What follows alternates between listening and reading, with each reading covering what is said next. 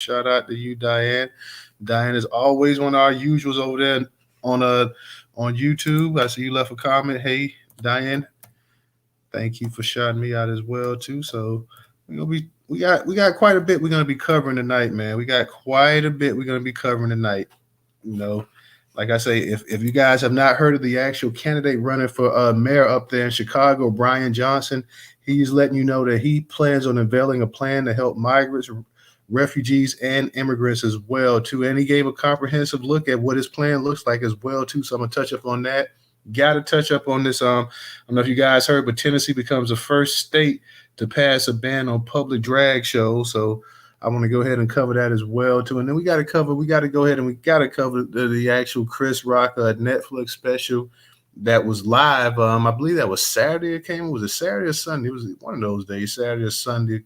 Titled "Selective Outrage." Um, Chris Rock came back. I believe he got paid $40 million for that Netflix special. Some people thought it was a great show. Some people thought that it was lackluster. Some people found it was offensive to certain black people. So we're gonna go ahead and we're gonna get up in this as well too. So shout out to you guys coming in here, CD as well too. And as I see you guys coming in, I'm like, hey, let me go ahead and start it up, and our people they can go ahead and catch up on us, catch up with us as we go ahead. But first, like I said, we covering three topics tonight. We're gonna talk about Tennessee and banning the drag race shows, and we're gonna talk about candidate up there who just was one of the people that topped Lori Lightfoot. We're gonna be talking about Brandon Johnson and of course Chris Rock. That's gonna be one of our main topics of the night. DJ, I just sent you the co-host spot too, so I don't know if you out working or not, but I sent it to you. So when you get a chance, accept it. If you're busy, that's cool. You can just go ahead and take it and do what you do. But real quick, cover this thing about Tennessee. It says Tennessee becomes the first state to pass a ban on public drag shows. This was published by the Tennessee Tribune, curator on the Newstoter.com platform. Tennessee Governor Bill Lee has signed a bill banning drag shows in public spaces, a measure that will likely force drag shows underground in Tennessee. Other states across the country are proposing similar legislation. Lee gave his signature just hours after the measure passed in the Senate Thursday afternoon. In the same sitting, Lee signed a ban on gender-affirming healthcare for youth in the state. The announcement comes as a yearbook photo of the Republican governor and drag recently surfaced on Reddit. Lee said there's a big difference between wearing a dress at a high school football game and drag queens wearing a dress on stage. Hella Skeleton, a drag performer in rural Middle Tennessee, says the line is not clear. For Bill Lee to say, that was lighthearted when I did it, that is absolutely absurd when a lot of drag is extremely lighthearted, Skeleton says. Apparently, when straight men dress up badly in drag, that's okay. But when a gay and queer trans people do it, that's not okay. Republican State Representative Jack Johnson co-sponsored the bill. He says, we're protecting kids and families and parents who want to be able to take their kids to public places. We're not attacking anyone or targeting anyone. The language of the bill has also drawn concern from the larger LGBTQ community. Drag performers are defined as male or female impersonators. The ACLU of Tennessee, Henry Seaton, says that could impact queer Tennesseans across the board, not just drag performers. It's this subtle and sinister way to further criminalize just being trans, Seaton says. The ban could also have a chilling effect on pride festivals. Outdoor drag is a staple in Tennessee summer heat. While new laws typically go into effect on July 1st, the bill was quietly amended in January to take effect April 1st ahead of Pride Month in June. Tennessee Tech College student Candace Miller says his generation of queer people owe a lot to drag queens, and that is no accident they're under threat now. Historically, drag has been such an integral part of queer culture, Miller says. Trans drag performers who were like pioneers in us getting any type of queer rights like that at all. The laws call drag shows harmful to minors, but State American Civil Liberties Union says the legal definition for harmful to minors is very narrow in Tennessee and only covers extreme sexual or violent content. The law bans obscene performances, and drag performances are not inherently obscene, says ACLU Tennessee legal director Stella Yarbrough. The way the law is written, she says, should not make drag shows illegal in the state. However, we are concerned that the government officials could easily abuse this law to censor people based on their own subjective viewpoints of what they deem appropriate. Yarbrough says that ACLU would challenge the law if it is used to punish a drag performer or shut down a family friendly LGBTQ event. The measure refers to drag shows as adult cabaret that appeal to a certain nature. Nashville business owners David Taylor testified before the state legislature that drag shows at his clubs are not sexually explicit. We know this because we have a Tennessee liquor license and are bound by Tennessee liquor laws. Our more than 20 years in business, we've not received a citation for one of our drag performers. Taylor says a ban on drag will have a negative impact on Nashville's economy. Drag brunches in the city's bars are filled with bachelorette parties, and Music City's infamous fleet of party vehicles includes a drag queen specific bus. My business alone has contributed more than $13 million to the state in the form of sales and liquor taxes since we opened, Taylor says. This legislature session is the third year in a row that the state house has peeled back the rights of transgender people in Tennessee. It has many trans people and families of trans kids wondering whether staying in the state is even worth the fight. There's a lot of people who grew up here, and this is where their roots are. And it's really brutal to be faced with this sort of choice. You know, you can either stay here and suffer, or you can leave this home that you've created and all that you invested in, says drag performer Hilla Skelton. So, yeah, it's really a tough choice. So, you see, Tennessee is already laying down the law. They said that this could be happening in other states. They're trying to publicly, well, they ain't trying, but they are publicly stopping these actual trans shows. That's going to, these I shouldn't say trans shows, but the actual drag shows that's going on in the state of Tennessee. That say more states are expected to follow. We remember last year you had a big thing talking about the actual trans shows and children that were actually attending it. So looks like Tennessee is setting the example right now, setting the lead in terms of trying to really stop and put an end to these actual trans. I keep saying trans drag shows that's taking place.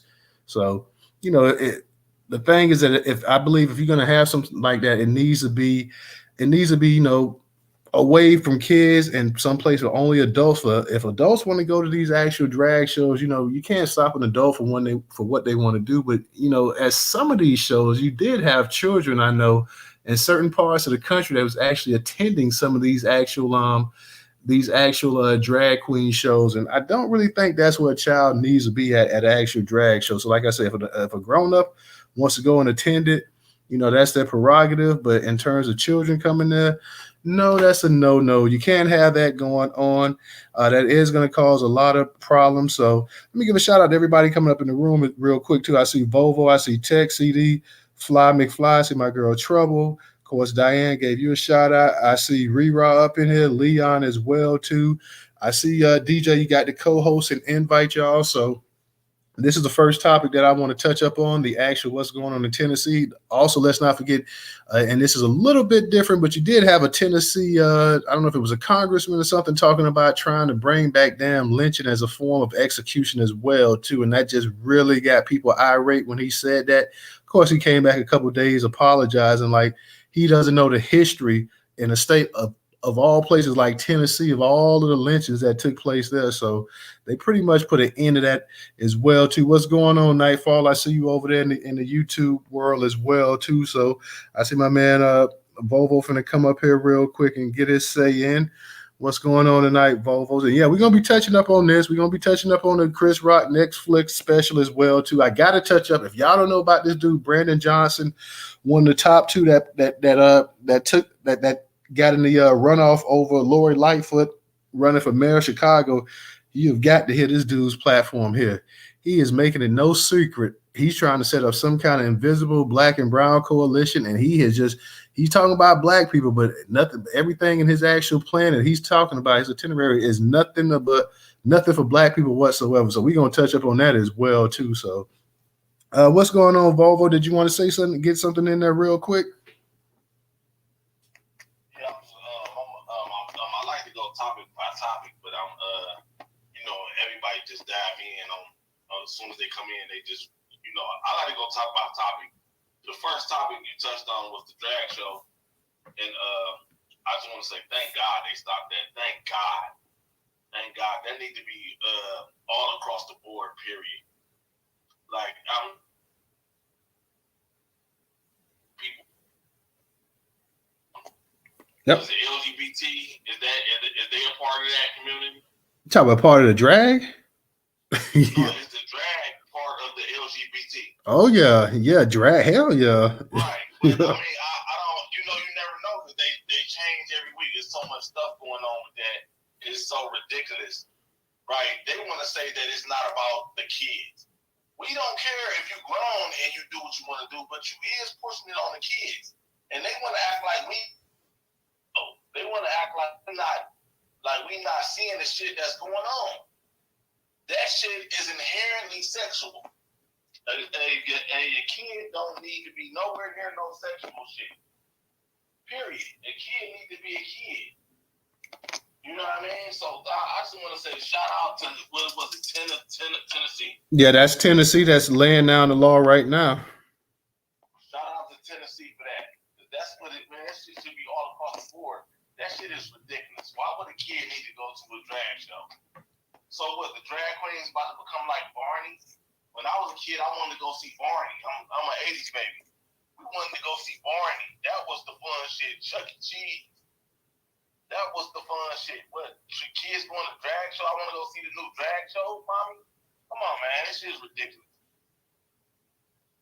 Oh yeah, real talk, and not only that, but you have a lot of these kids end up going to these pride parades and stuff like that too. And these pride parades be having a lot of different things going on that really these kids shouldn't be out there exposed to. So a lot of people's actually also talking about the pride parades as well too. So let me touch on that, bro. Right, I seen the pride parade on YouTube. They out there walking around topless. Big grown, big strong niggas, big muscle bound niggas running around there in thongs.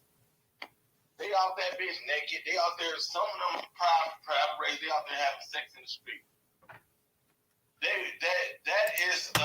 shit is inherently sexual. A kid shouldn't be nowhere near that shit. But they want to act like, oh no, once we see these videos of these people stripping and twerking and doing all this sexual stuff, they want to act like those are isolated incidents. No, it's not. We keep seeing that. They pushing that shit on the kids, man. That's for real. Oh yeah, it's an agenda, man, and that's one thing people talked about a few years ago, that when Gabrielle Union them took Dwayne Wade's daughter / son, whatever you want to call the child, to one of those pride parades in Miami. Now Miami's already a wild place anyway, so you're taking them to these pride parades, and you got all kind of things going on out there, man. I mean, it ain't just people just walking around and just sampling food and listening to music. I mean, you got some stuff going on out there that that I don't know if a kid needs to be looking at all of that kind of stuff like that. So shout out to you, Volvo. We're gonna go ahead and we're gonna touch up on this next article real quick as well too. So I see Naples up in the spot as well too. CD, did you want to say something real quick? I know you came up to speak. Are you want to speak real quick? Are you good or what? Yeah. What's up, Newstoter? What's going on? How you doing? Newstoter, that's the best. Yeah, what's up, man? That's the best news I heard all day. I'm glad somebody got a brain in Tennessee, man. This shit needs to stop. All these drives, this shit needs to stop. These kids are too young to be seeing this garbage. Like the other day, you had Ice Spice and Kanye's little dog making a TikTok. And I'm looking at the comments, everybody's like, oh, they're just singing. They're just doing this.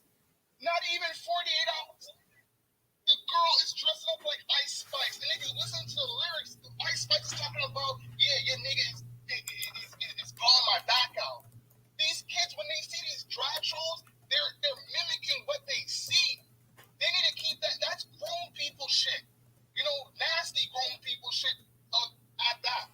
I really pray to God that all the other 49 states follow what Tennessee is doing. Because this shit is getting out of hand. And then when you talk out against it, they tell you how you're phobia, this and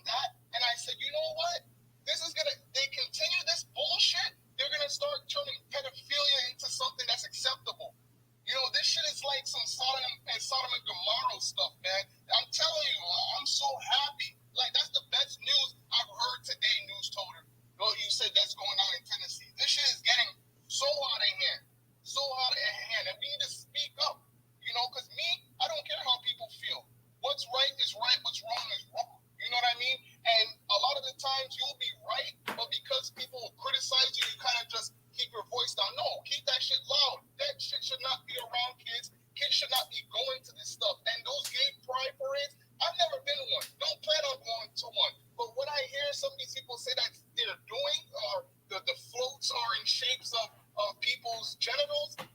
This shit is getting out of hand.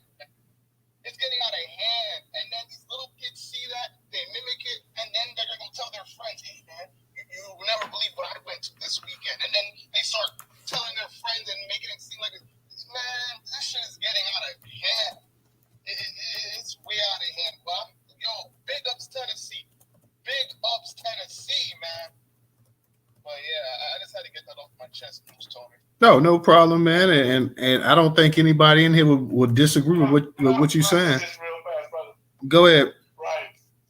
What if, I mean, like, for some reason, these people got enough power for this shit to be cool? Would it be cool to take a kid to a male review?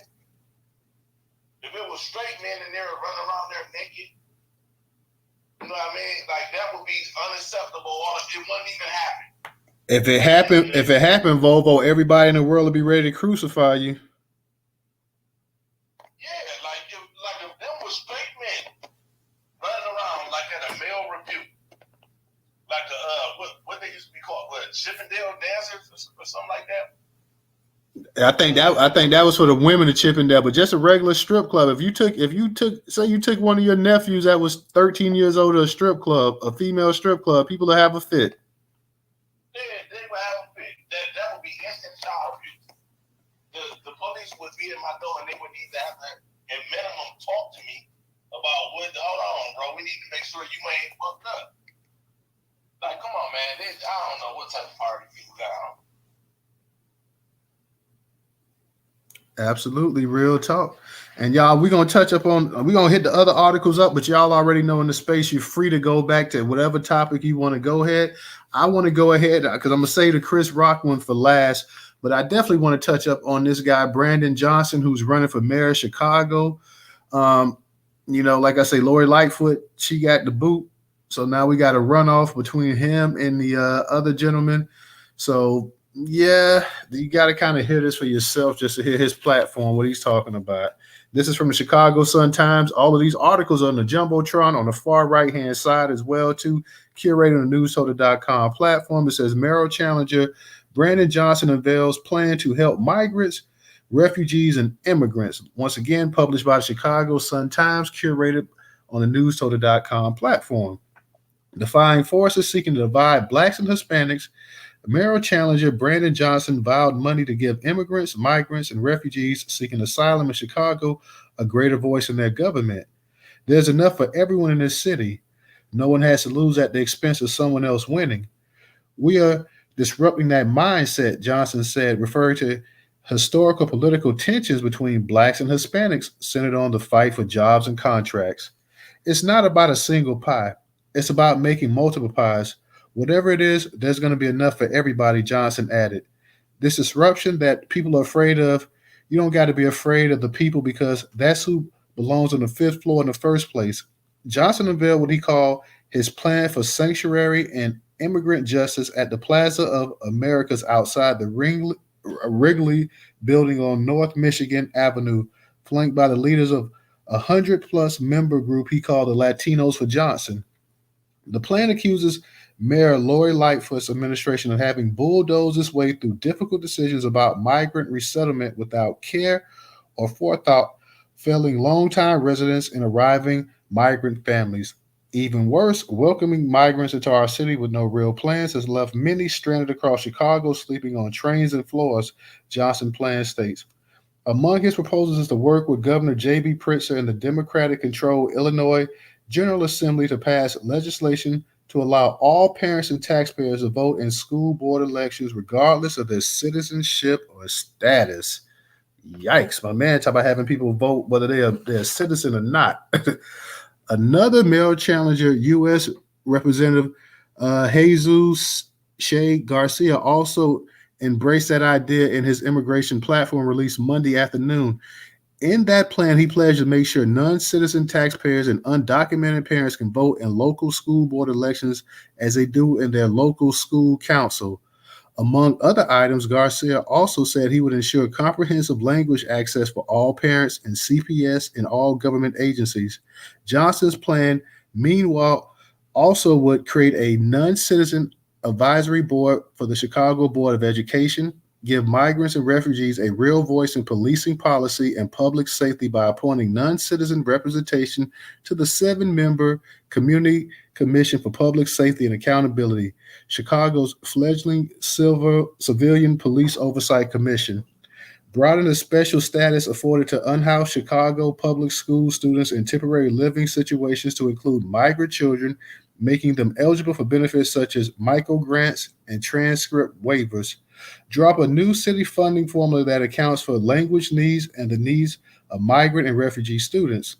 Protect street vendors and Little Village and Pislin targeted recent robberies by expanding access to financing and micro grants and supporting commercial kitchens and work led co ops that give vendors safe and warm places to work.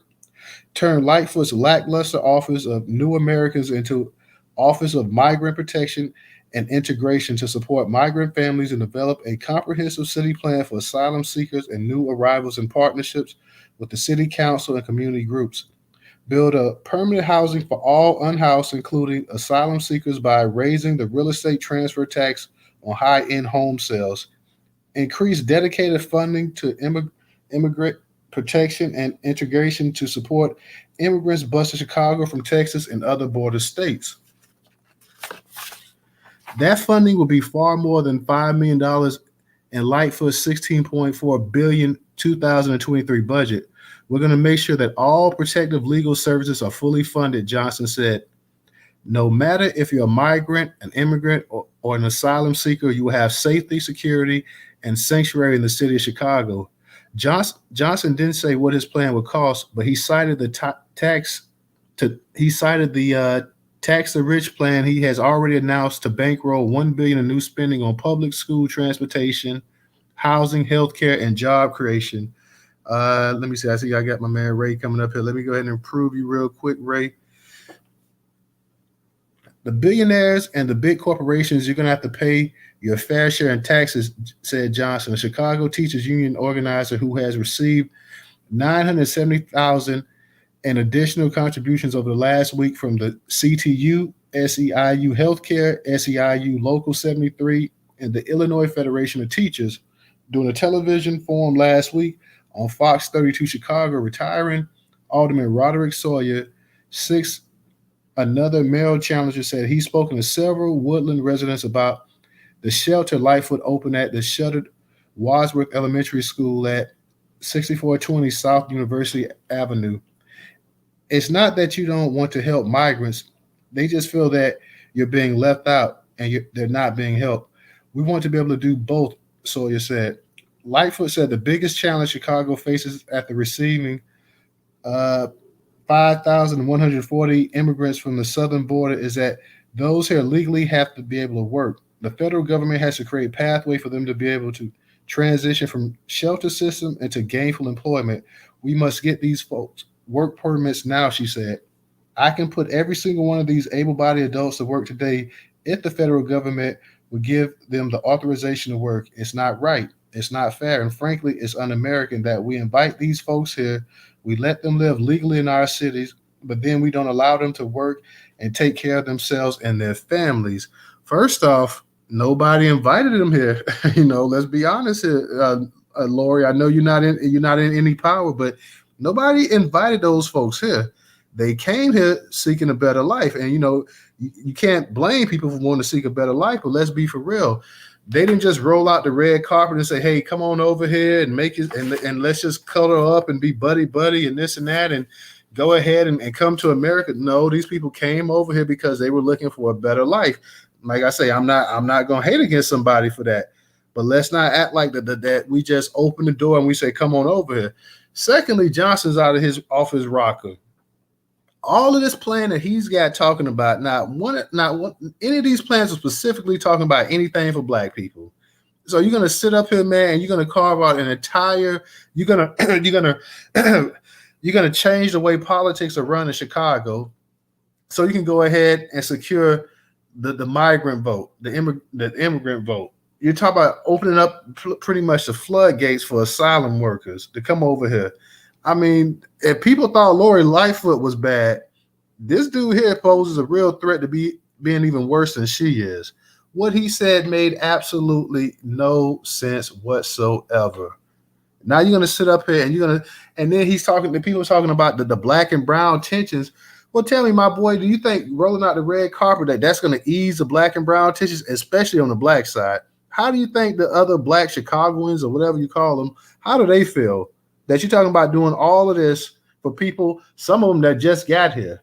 Now, I don't know exactly how they plan on coming up with the cash for all of this because there's gonna have to get some federal dollars as well too, but there is no way that that's sustainable. What they're talking about, you're talking about, and they say over 5,000 migrants came over here, and you're talking about trying to put all of them to work.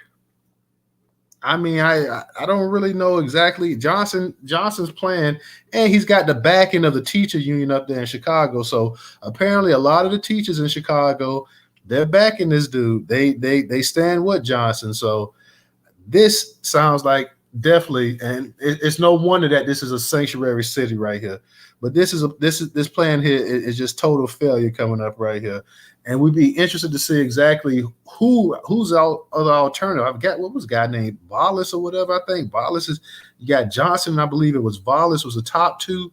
How people from Chicago on YouTube or in the actual space let us know. I believe the dude name is Vollis, I believe, but this dude is serious. I can't believe he's serious sitting up here. But he came up with a whole comprehensive plan for migrants. You're talking about now, we're already to the point that we're letting people vote that's not even citizens.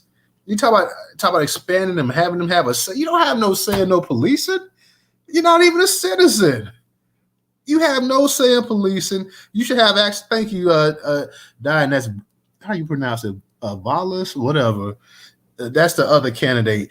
You should have no say in policing. You should have no say in education. You should have no say, period, because you're not even a citizen. Okay. And now that just leads to something else down the road. We're trying to get to the point, and the Democratic Party is definitely pushing it. We're trying to have illegals have the right to vote in this country, and that's what it really all boils down to. If we can get them voting in local elections, if we can get them voting in the cities and in the counties and their districts and their state, then it's just a matter of time that they can start voting in national elections. And that's what a lot of Democrats, that's what the Democratic Party really wants to see. They really want to see these actual illegals and people who aren't citizens being able to vote and being able to actually change the actual national elections. So that's pretty much what it all boils down to. Bovo, what's going on again? And Ray, I sent you the co-host in. Okay, I see you got the co-host invite. So, but you got it, Bovo, and then I'm gonna kick it to you, Ray. This is the country where ran these Democrats.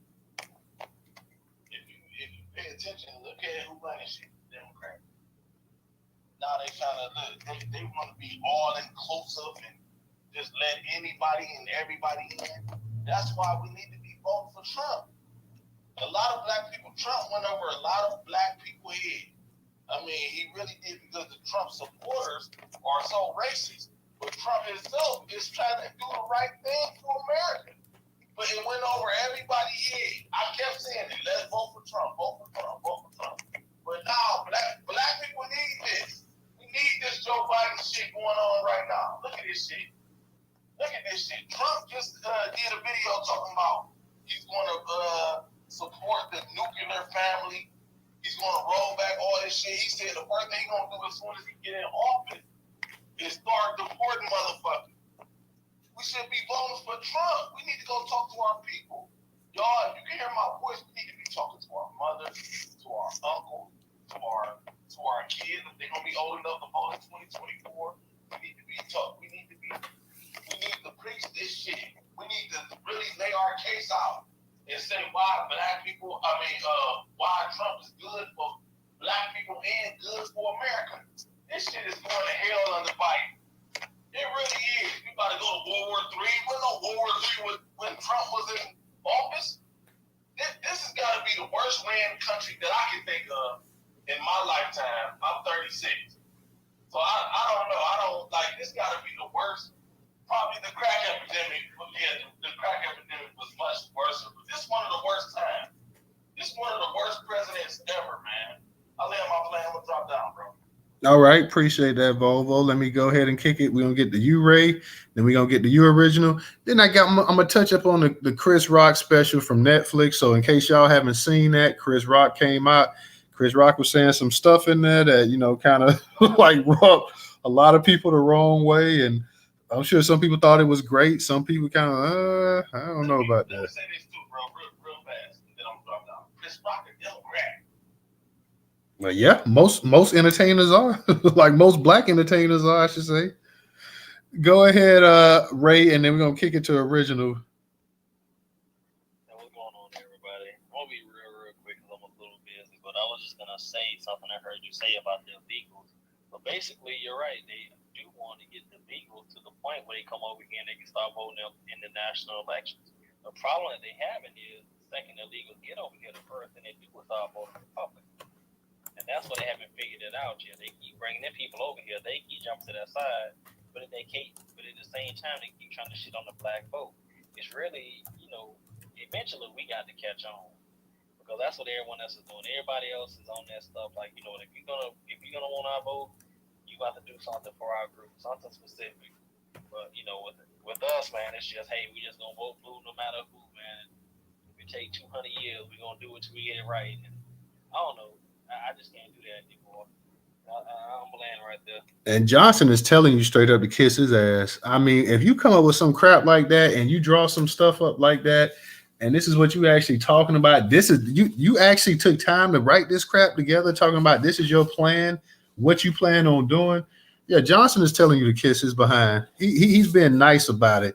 I'm gonna kick it to you original real quick, but he's talking about creating a new non-citizen advisory board for Chicago education, give migrants and refugees a real voice in policing and public safety by appointing non-citizen representation to the 7-member Community Commission for Public Safety and Accountability. Broaden the special status afforded to unhoused Chicago public school students in temporary living situations to include migrant children, making them eligible for benefits such as micro grants and transcript waivers. Draw up a new city funding formula that accounts for the language needs and the needs of migrant and refugee students. So why don't we just make damn Spanish the official language here in America? Build permanent housing for all unhoused, including asylum seekers, by raising the real estate transfer tax on high-end homes. Increase dedicated funding to immigration protection and integration to support immigrants bused from Chicago to Texas and other border states. What really can you say to really? I don't really know what you can really say that this man. I go ahead, original, because I really don't. What he said is really hard to even put into words. That this is a black man running up here for mayor of Chicago. He's sitting up here, and one of the first things he was talking about it was trying to stop basically the divide between blacks and Hispanics, and talking about one pie ain't enough. We're gonna create multiple pies, but not once did you hear this black man sit up here and say, "What are black people pie at?" Okay, we're gonna do this. It'd be one thing if he even came up and said, "Well, we're gonna do this for Hispanics," but guess what, black folks? I got 10 things that I'm gonna do for you. But he didn't say that. You got it original. Yeah, this has been going on for a long time because see, like over the decades, see, it was the Congressional Black Caucus and black elected officials on the local, state, and national level. They were the one that was pushing, that was supporting a lot of the gay rights and this, that, and whatever was going. Now, let me say this: no one should be treated horribly, okay? And people and all citizens should be represented, But that's what happened because, as I told you before, Keisha Bottom, when she came out when Big Swole was running for governor of Georgia, and she said that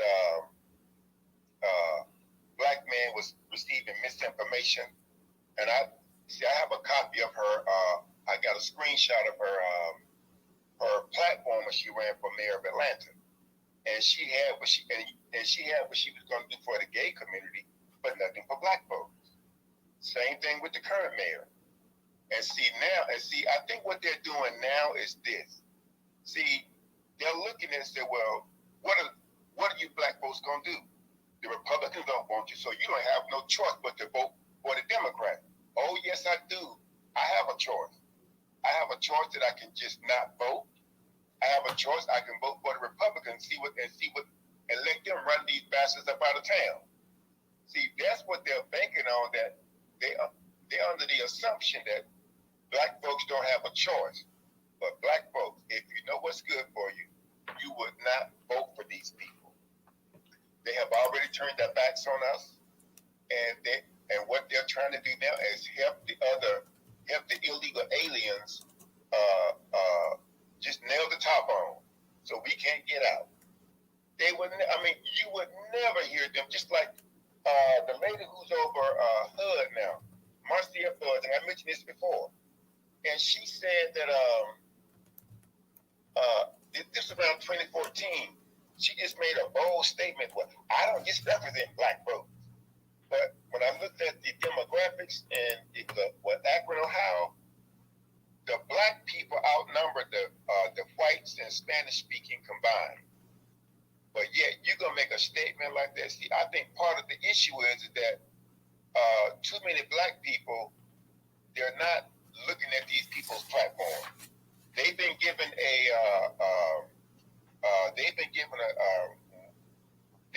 the idea that the Republicans are bad, which basically they are. Democrats are bad too. But they have been given a platform that we got to get the Democrats. If we want to get anything, we need to vote the Democrats in. Well, you know what? If you can't do right by me, just like I'm sending elected officials here. I'm sending them emails. I got one of them. Their father was born in 1922. So he walked and worked with Dr. King. And on their bio, they're claiming that they were exposed to this and they are continuing the legacy of their father. Well, damn it, if that's the case, and in my response I wrote, that's what you said, and I said, well, one of Dr. King's famous quotes is, "We coming to get our check." So I'm asking these people to write an amicus letter of support for black people receiving reparations. See, they don't have a problem stepping in front of the camera when and see here's the other issue too.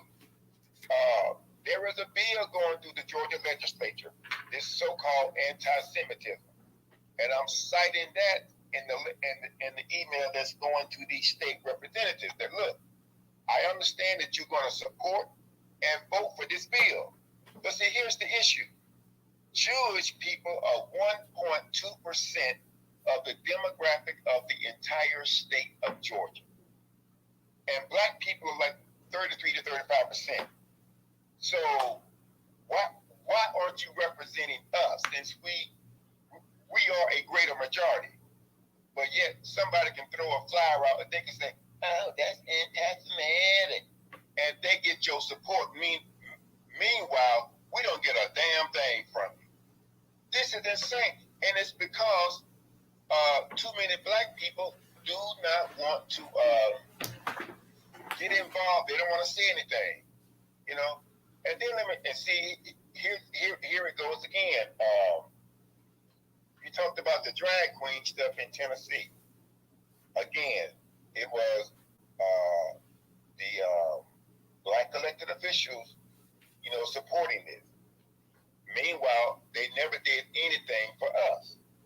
And so, and I've seen some videos, some of these, gay parades and this and that, people walking around either naked or halfway naked, and then they got these little kids there and stuff, and so the issue is that, see, they have used the black vote to push all this stuff into existence. And see, even when some of our people were trying to warn black folks about this years ago, the perspective was, well, everybody needs their rights. Meanwhile, nothing was being pushed specifically for us. And that's the problem. You see, too many of these people have allowed this to go on, and now this is where we are now. And so I keep telling people, if you know what's good for you, see, just like in the 2020 election, I didn't vote for anyone. I didn't vote. And see, I don't have a problem. And let me say this. I don't have an issue voting for Donald Trump. But my issue is, what the hell is he going to do for black folks? Yes, he's going to close the border, but I need more than that. We need more than the border closed and these people being sent back to where they're from. See, that's the issue with me. I'm just not going to help to put you in power, and then you're not going to do anything for me. See, because when he did that, Donald Trump had this platinum plan, and as usual, it was supposed to be for black folks. And then when I read that plan, it had the word minority in there, like I think it was 3 times. Now, when they say minority, okay, gay people are considered to be a minority. People with a disability are considered to be a minority, plus all the other ethnic groups and stuff. And so, if anything, like if that platinum plan had gone into being, then those people, those other groups, would have came in and said, "Well, I'm a minority." See, now if he had said the black minority, okay, fine, that might work. But don't just throw in there minority, and then you have all these other groups want to chime in and say they deserve to get a piece of that pie too, when they get things specifically for themselves. So, say what now? Hey, real quick, hold on, Vovo. Let him go ahead and finish up, and then we'll get to you. And so my point is that I don't have a problem voting for the Republicans, but damn it, if we're pushing for the Democrats to do something for us, then damn it, they got to do something as well. I'm not giving anyone a free ride, and that has been our issue right there. That we want to hold one party accountable, then just because the other party is going to deport people and get them up out of here. Some people are saying that's enough. No, that's not enough for me. Lineage-based reparation has to be on the table. It cannot be any other way. And if Donald Trump is not looking to put forth lineage-based reparation for U.S. citizens of chattel slavery, then he's not an option for me to vote for either. I mean, at some point, we got to put a stop to this foolishness. And I'll land with that. All right, Vovo, I'm going to go ahead and let you touch up on that real quick, and then I'm going to just go ahead and get to that Chris Rock article as well, too. So go ahead, Vovo. Remember when I said we need to state our case to our people? Let me state the case to you, brother. He was trying to do something for black people, but it went over our head. We ain't get it. Look at what I'm saying, dog. Look at what I'm saying. Like, look, I've been saying this shit for so long, it's like I'm getting a headache from it. Like, listen to what I'm saying. He said, black people got a problem? Come on in. We're going to turn the cameras on. They was calling everybody that went in there to go talk with him. They was calling him, he going to go talk to him. You supposed to go talk to the president if he call you. What is we talking about? You know, it's the president. It don't matter if you agree with him or not. You still supposed to go. Back in the day when the king called, when the king said, I want to see him, it don't matter where you was in the village, you had to go see the king so you can voice your opinion. You can voice your grievance. It's the government. He said, let's turn on the camera. And then we're going to, what's black people's problem? Kanye went up there. All these niggas doing all this talking, they ain't go up there. All the Jay-Z's and all them, they didn't go up there. He offered everybody. He called their bluff. He said, come up here. He's been trying to do something for black people. He was talking with Ice Cube. Ice Cube ain't for no black and brown shit. You don't hear Ice Cube talking about black people. He ain't he's trying to go up there and get something for black people. Like Trump went over everybody head. He just went over everybody head. So that's just what I wanted to talk to you about, brother. Like Trump trying to do something for black people. He was trying. But it just went over all of our head. All right, Vovo. Original, I'm going to get to you too. let me go ahead and just touch up on this Chris Rock Netflix article real quick from Black Enterprise. Curator on Newstoter.com. Platform is also in the Jumbotron. You guys, once I read it, if y'all want to go back and talk about any topic, including what's going on in Tennessee, but them putting a halt to public drag shows.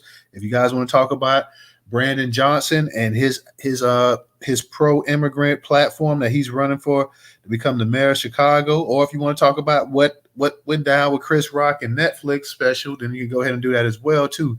It was published, like I said, by Black Enterprise, curated on Newstoter.com platform.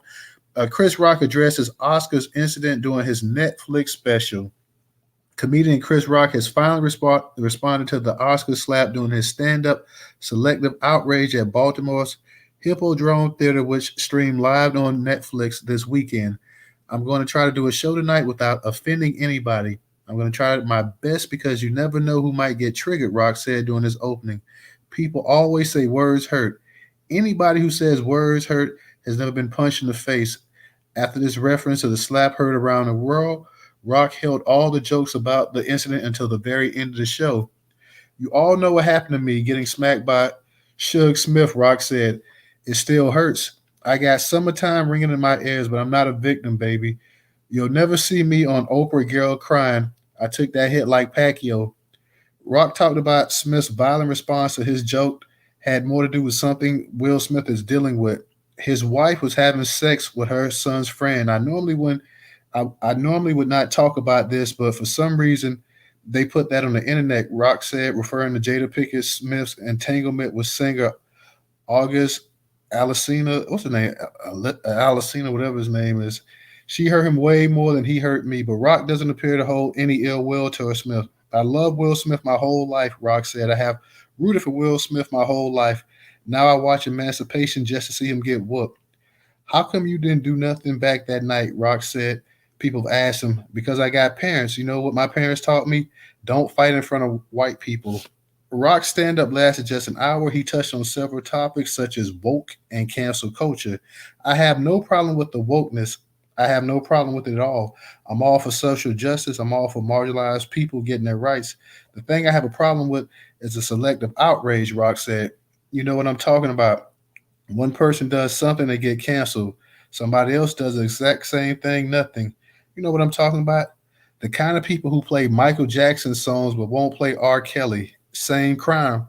One of them just has better songs. Rock also spoke about opioids, Meghan Markle, as well as abortion. He also talked about O.J. Simpson and the Kardashians. He shared a personal story about his daughter getting expelled from an elite high school, and he talked about January 6, 21 attack on the U.S. Capitol and much more.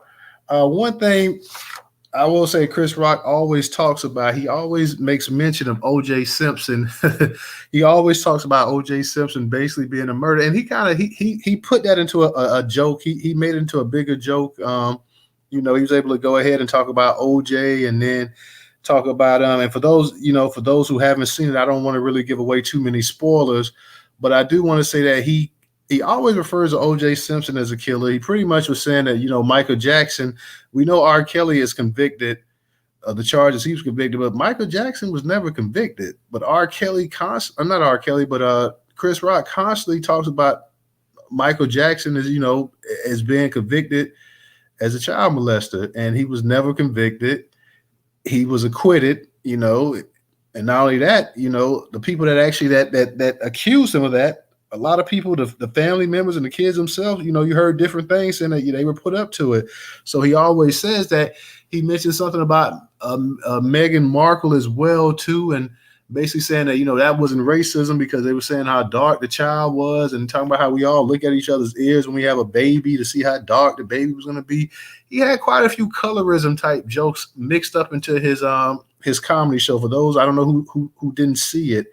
He talked about light-skinned people, and he talked about somebody. Did he say that somebody won a light-skinned lottery or something, or maybe that was somebody else? But he talked about light-skinned people. He talked about Draymond Green that played for the Golden State Warriors. He talked about Steph Curry being light-skinned. A lot of folks believe that Chris Rock pretty much you know, he kind, I wouldn't say he's cooning, but he does a lot to ingratiate himself to the white audience, more so than some other black comedians. Now, Chris Rock, I believe, got paid $40 million for his comedy special as well, too. I don't believe he made as much as Dave Chappelle made for his, but Chris Rock, you know, I thought some of the stuff he said about Jada Pinkett and Will Smith was kind of funny. You could say, I know people say he put it in the comedy sense, but you could tell there was a little bit of resentment for what went down and what happened between them as well, too. But Chris Rock, the whole joke with the R. Kelly, Michael Jackson thing, I really did not see the similarity between it. It's bad enough that Michael Jackson still gets drugged after being dead for I don't know how long, but you know, Chris Rock is constantly dragging him. And I believe one of Michael Jackson's nephews came out today and said a statement that, hey, to the effect that, you know, Chris Rock is always, he's made a career out of dogging my uncle. He like, do you think I felt the least bit sorry when he got slapped around up there? Basically, just to paraphrase what the nephew was actually saying. So apparently one of the Jacksons took quite offense to that. He did not like it. And like I said, you know, he kind of toes the line a little bit right there. You know, Chris Rock does toe the line, and he it's kind of I'm not gonna say it's a love and hate thing because I think the vast majority of black people probably like Chris Rock, but there are those that feel like Chris Rock, you know, he goes a little bit too far in terms of trying to win white approval. So I just wanted to touch up on that as well too. This was a big show. I believe it was the first I believe it was the first comedy show on Netflix ever streamed live as well too. So Chris Rock had you know, he had a bunch of people up there checking him out, and he made a nice little grip on them, $40 million. And like I say, I don't feel the whole Michael Jackson thing. I'm sorry, Michael Jackson, like these white folks always say, was found not guilty in a court of law. Michael Jackson had the damn feds on his ass for years, and they could never make anything stick. If they could have made something stick, they would have went ahead and put him away. They've been had surveillance and everything else on this man, and nothing they could ever get this man for anything. So for Chris Rock to constantly keep saying that, you know, kind of is offensive though. So I kind of wish he would chill on that bit or whatever. I know everybody's entitled to their own opinion. Same with O.J. Simpson. You know, O.J. Simpson was found not guilty. And I know people will say, because I know Chris Rock always said it, you know, he always pretty much hinted that, you know, O.J. got away with murder and this and that or whatever. But hey, man, you know, if it's good enough for white folks to go into court and be found not guilty, and people say you should respect that decision, then you should respect it for the black ones as well, too. And I know comedy, you're up there to make people laugh and forget their misery and this and that and enjoy themselves. So I understand that that's part of the job as well, too. I just, you know, kind of wish he would, you know, maybe think about doing a little bit different. Like I said, with Meghan Markle thing, definitely a lot of and everybody knows the royal family, and he talked about how racist the royal family was and this and that, so she shouldn't have been surprised, and I agree with him on that. You can't marry into the royal family, the biggest slave trading family in the history of the world, and act surprised that, hey, that they don't dig you like that, that they feel like you're an outsider. They feel like regular white folks that are not of the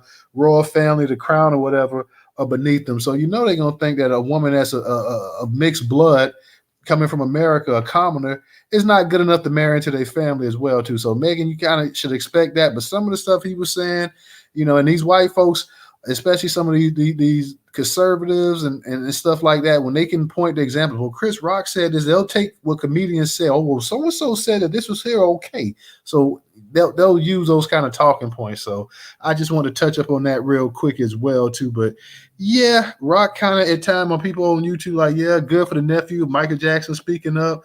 And they say, basically, my man Nightfall is like, basically, like a lot of his comedy comes at the expense of black folks. Like, hey, say what you want to about Dave Chappelle and some of the other comedians. If they giving it to black people, they're going to make sure they damn sure give it to white folks as well, too. And they're going to give it to white folks.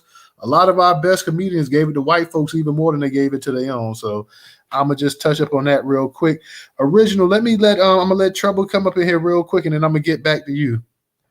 How you doing tonight, Trouble? Hey, Newstoter, go ahead, Original. I'm trying to pull into the parking spot. I'm sorry. Okay. Hey, go ahead, Original. Hey, real quick, Original, for everybody in the space, make sure you guys in the Jumbotron, you can find the actual Newstoter YouTube channel as well as a newsletter. Just go ahead. I think it's a third or fourth one over. It's not much in the Jumbotron. Go ahead real quick. We got a couple people to subscribe last night while the space was on.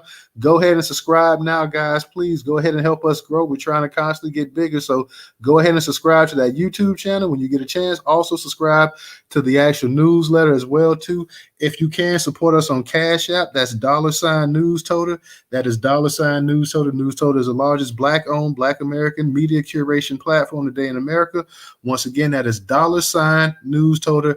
$Newstoter. If you don't have a Cash App, then you can support us on Venmo, PayPal. That's also up in the Jumbotron. For my people that's on YouTube, that should be in the actual in the description for all of those links there. So go ahead, Original, until Trouble gets ready to come back on. All right, appreciate that. But let me say this, Newstoter. See, like I said before, I am not opposed to voting for Donald Trump. But as I said before, he's going to have to come up off some reparation. And as I stated, now when he had that platinum plan, I read the platinum plan, and it just had the word minority businesses in there.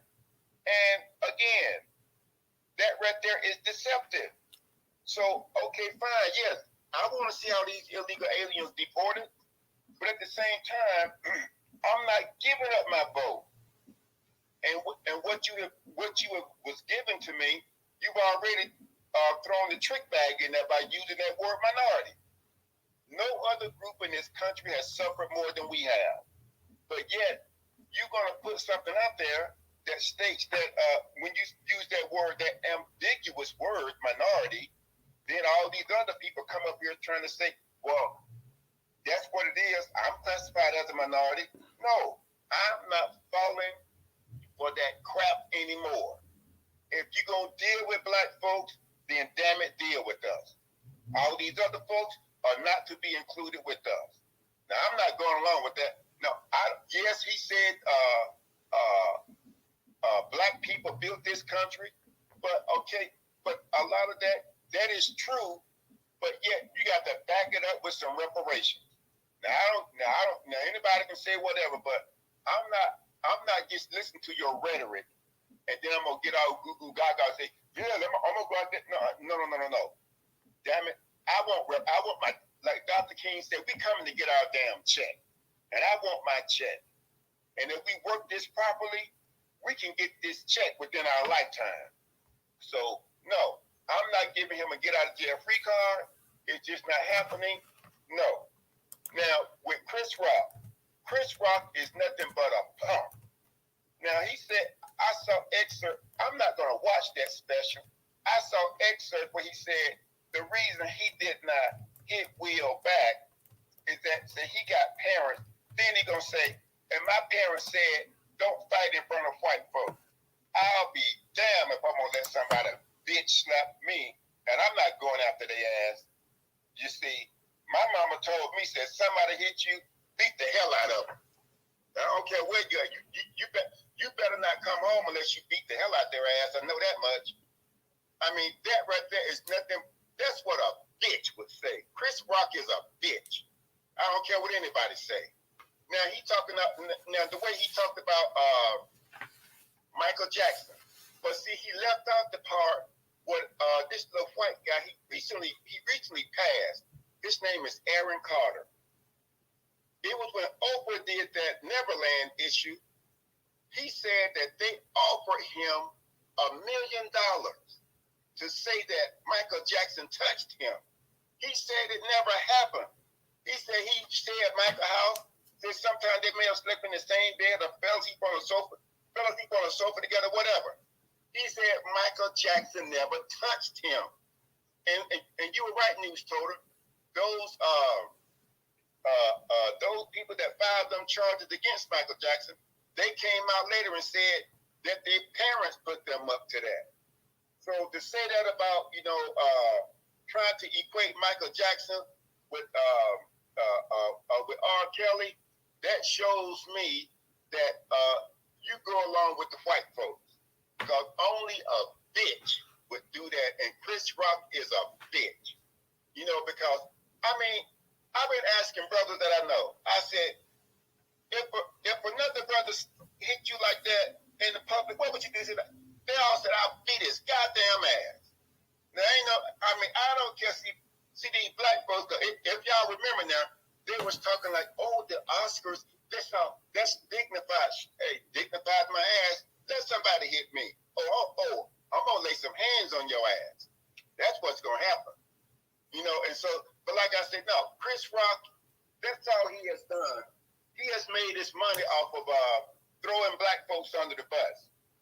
Because I saw a video, and I think it was our beautiful sister Rella who posted it, where Chris Rock was sitting up with what's the guy named Seinfeld guy, and it was some other strange looking white guy, and he was talking. I guess him and Chris Rock was talking, and they said, and the white guy said that he was a nigger, and even the Seinfeld guy was like, you know, that's not cool. You shouldn't be saying that. I said, no, I wouldn't say that. And he just sit up there kicking and laughing, just like a little black bitch. That's exactly what Chris Rock is. He is a bitch. So I don't give a damn about Chris Rock. I wish Will would have knocked this damn jaw out of socket. Because if that's how you gonna do black people, then he deserves exactly what he got. You know. So that's my point.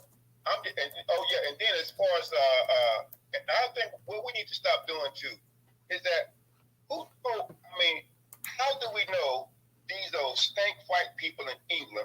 How do we know they got some royal blood?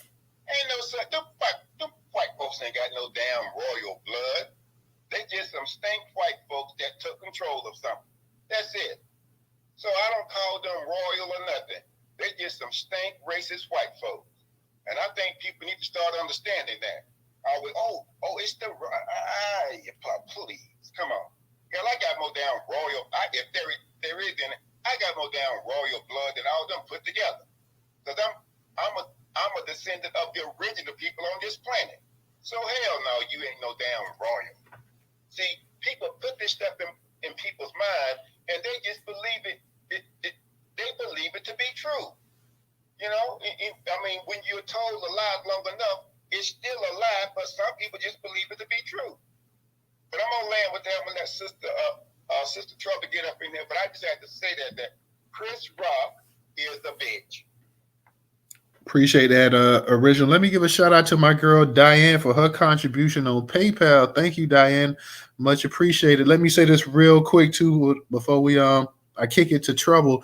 Now, Chris Rock did make that. He did say that, you know, he wouldn't fight because, you know, basically his parents or whatever, you're not supposed to fight in front of white folks or whatever. But, you know, Chris Rock did not have a problem sitting up here talking about how black Draymond Green was in front of these black folks. He just kept talking about how black he was, and he'd be right behind you. Oh, where you come from, Draymond? And so he didn't have a problem playing a dozens, you know, in front of the white folks.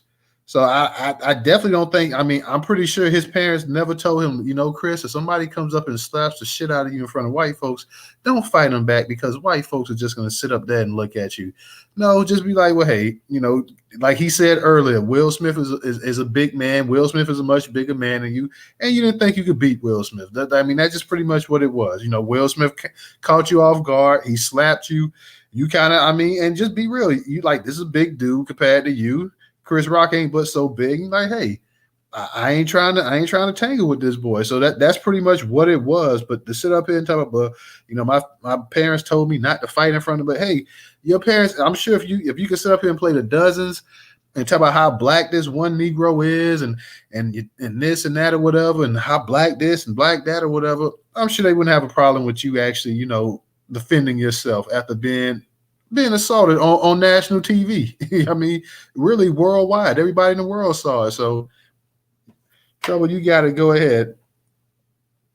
Hey, Newstoter. Shout out to everybody in the space. Hope everybody's doing all right this evening. Yeah, that was the slap that was heard around the world. So, I'm going to start with the drag shows. I'm glad Tennessee did what they did. I hope that it goes across the board because they have really let this type of degeneracy go way too far. And I find it, I remember when Bootsy was saying how he took his son to the strip club or let him get a lap dance. Everybody was super outraged about that, and that, as well as I guess they should have been, because that's still tawdry. But it's amazing how many people is okay with the drag shows and even the pride parades, as the brother was saying, how they parade themselves around half naked and with the penis floats and the different thises and that.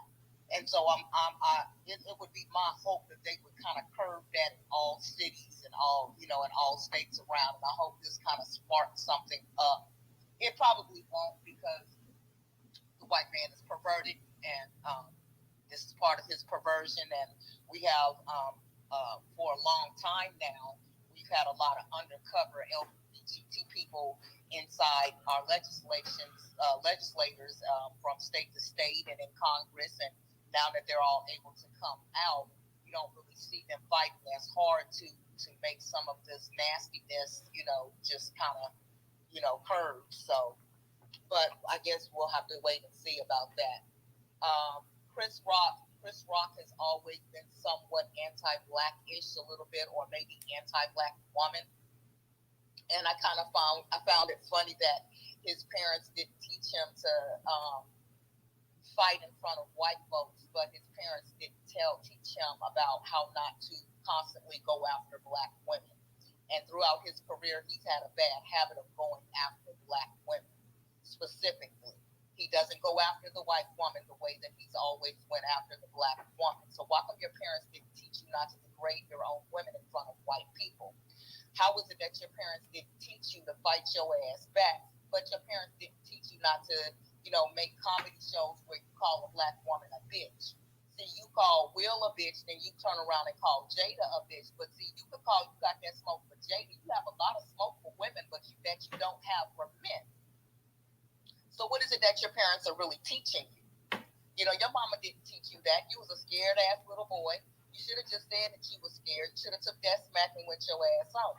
Now, to be fair to Chris, I thought he came into his show with good energy. Of course, it had been a long time in the making. He hadn't really had a show in a long time. So I've never been a super big Chris Rock fan. He's never been ha funny, but I've watched his shows, and he came on pretty good. He came on with good energy, and he did all right for a little while. I could tell it was edging up into that point, and that's why the energy was so good. But towards the middle to the end, that's where it kind of, it wasn't funny anymore. You could tell that it had turned a little bit spiteful. And I mean, that's okay. That's part of his comedy routine. But,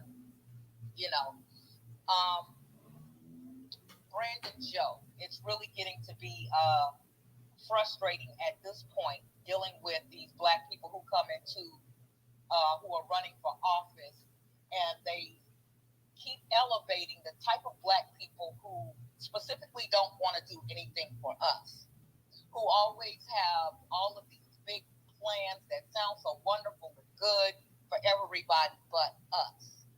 And at this point, it's so frustrating. I'm like Brother Original. I agree with the majority of what he said, not only about Trump, but about these Black folks. And I'm not giving my vote away for free anymore. I haven't in the last several elections.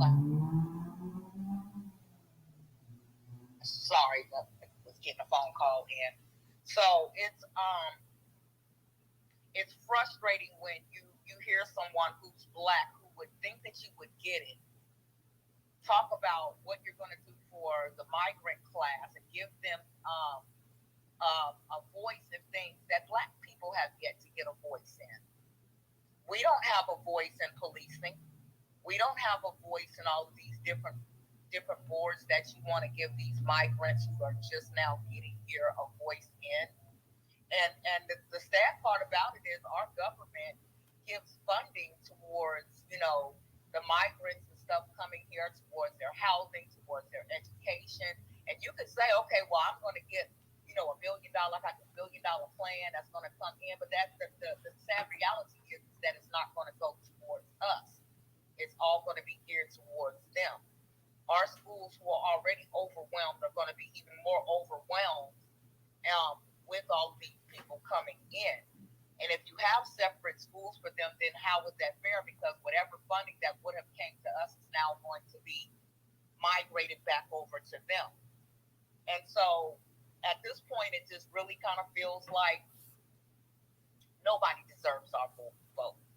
It took me a long time to see how truly dangerous the Democratic Party is, but the Republicans are no better. And I think that as Black people, we need to really start understanding that and stop trying to make one party better than the other party. It seems like some of us get so excited about just a little bit of rhetoric that the other side gives, but it's about the actions. What actions have they shown us? You know, the Democrats want to love everybody, but they don't want to love on us. They want our votes. They want to talk that talk so that they can get our votes. They love our votes, but they don't love us. Because if they did, then their actions would show that they love us.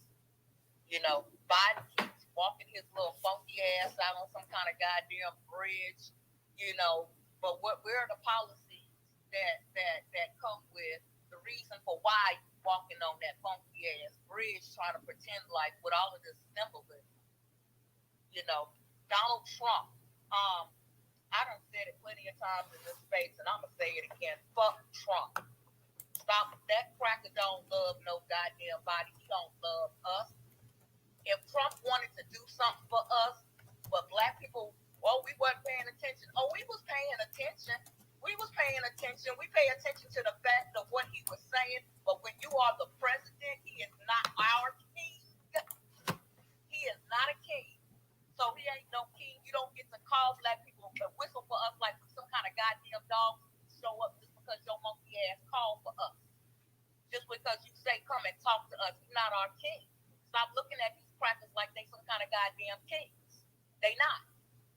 It's all in the actions. He had a whole term to do something for Black people and he fucking didn't. People will cite little shit like, oh, well, you know, he get the opportunity zone. Okay, well, unpack that shit.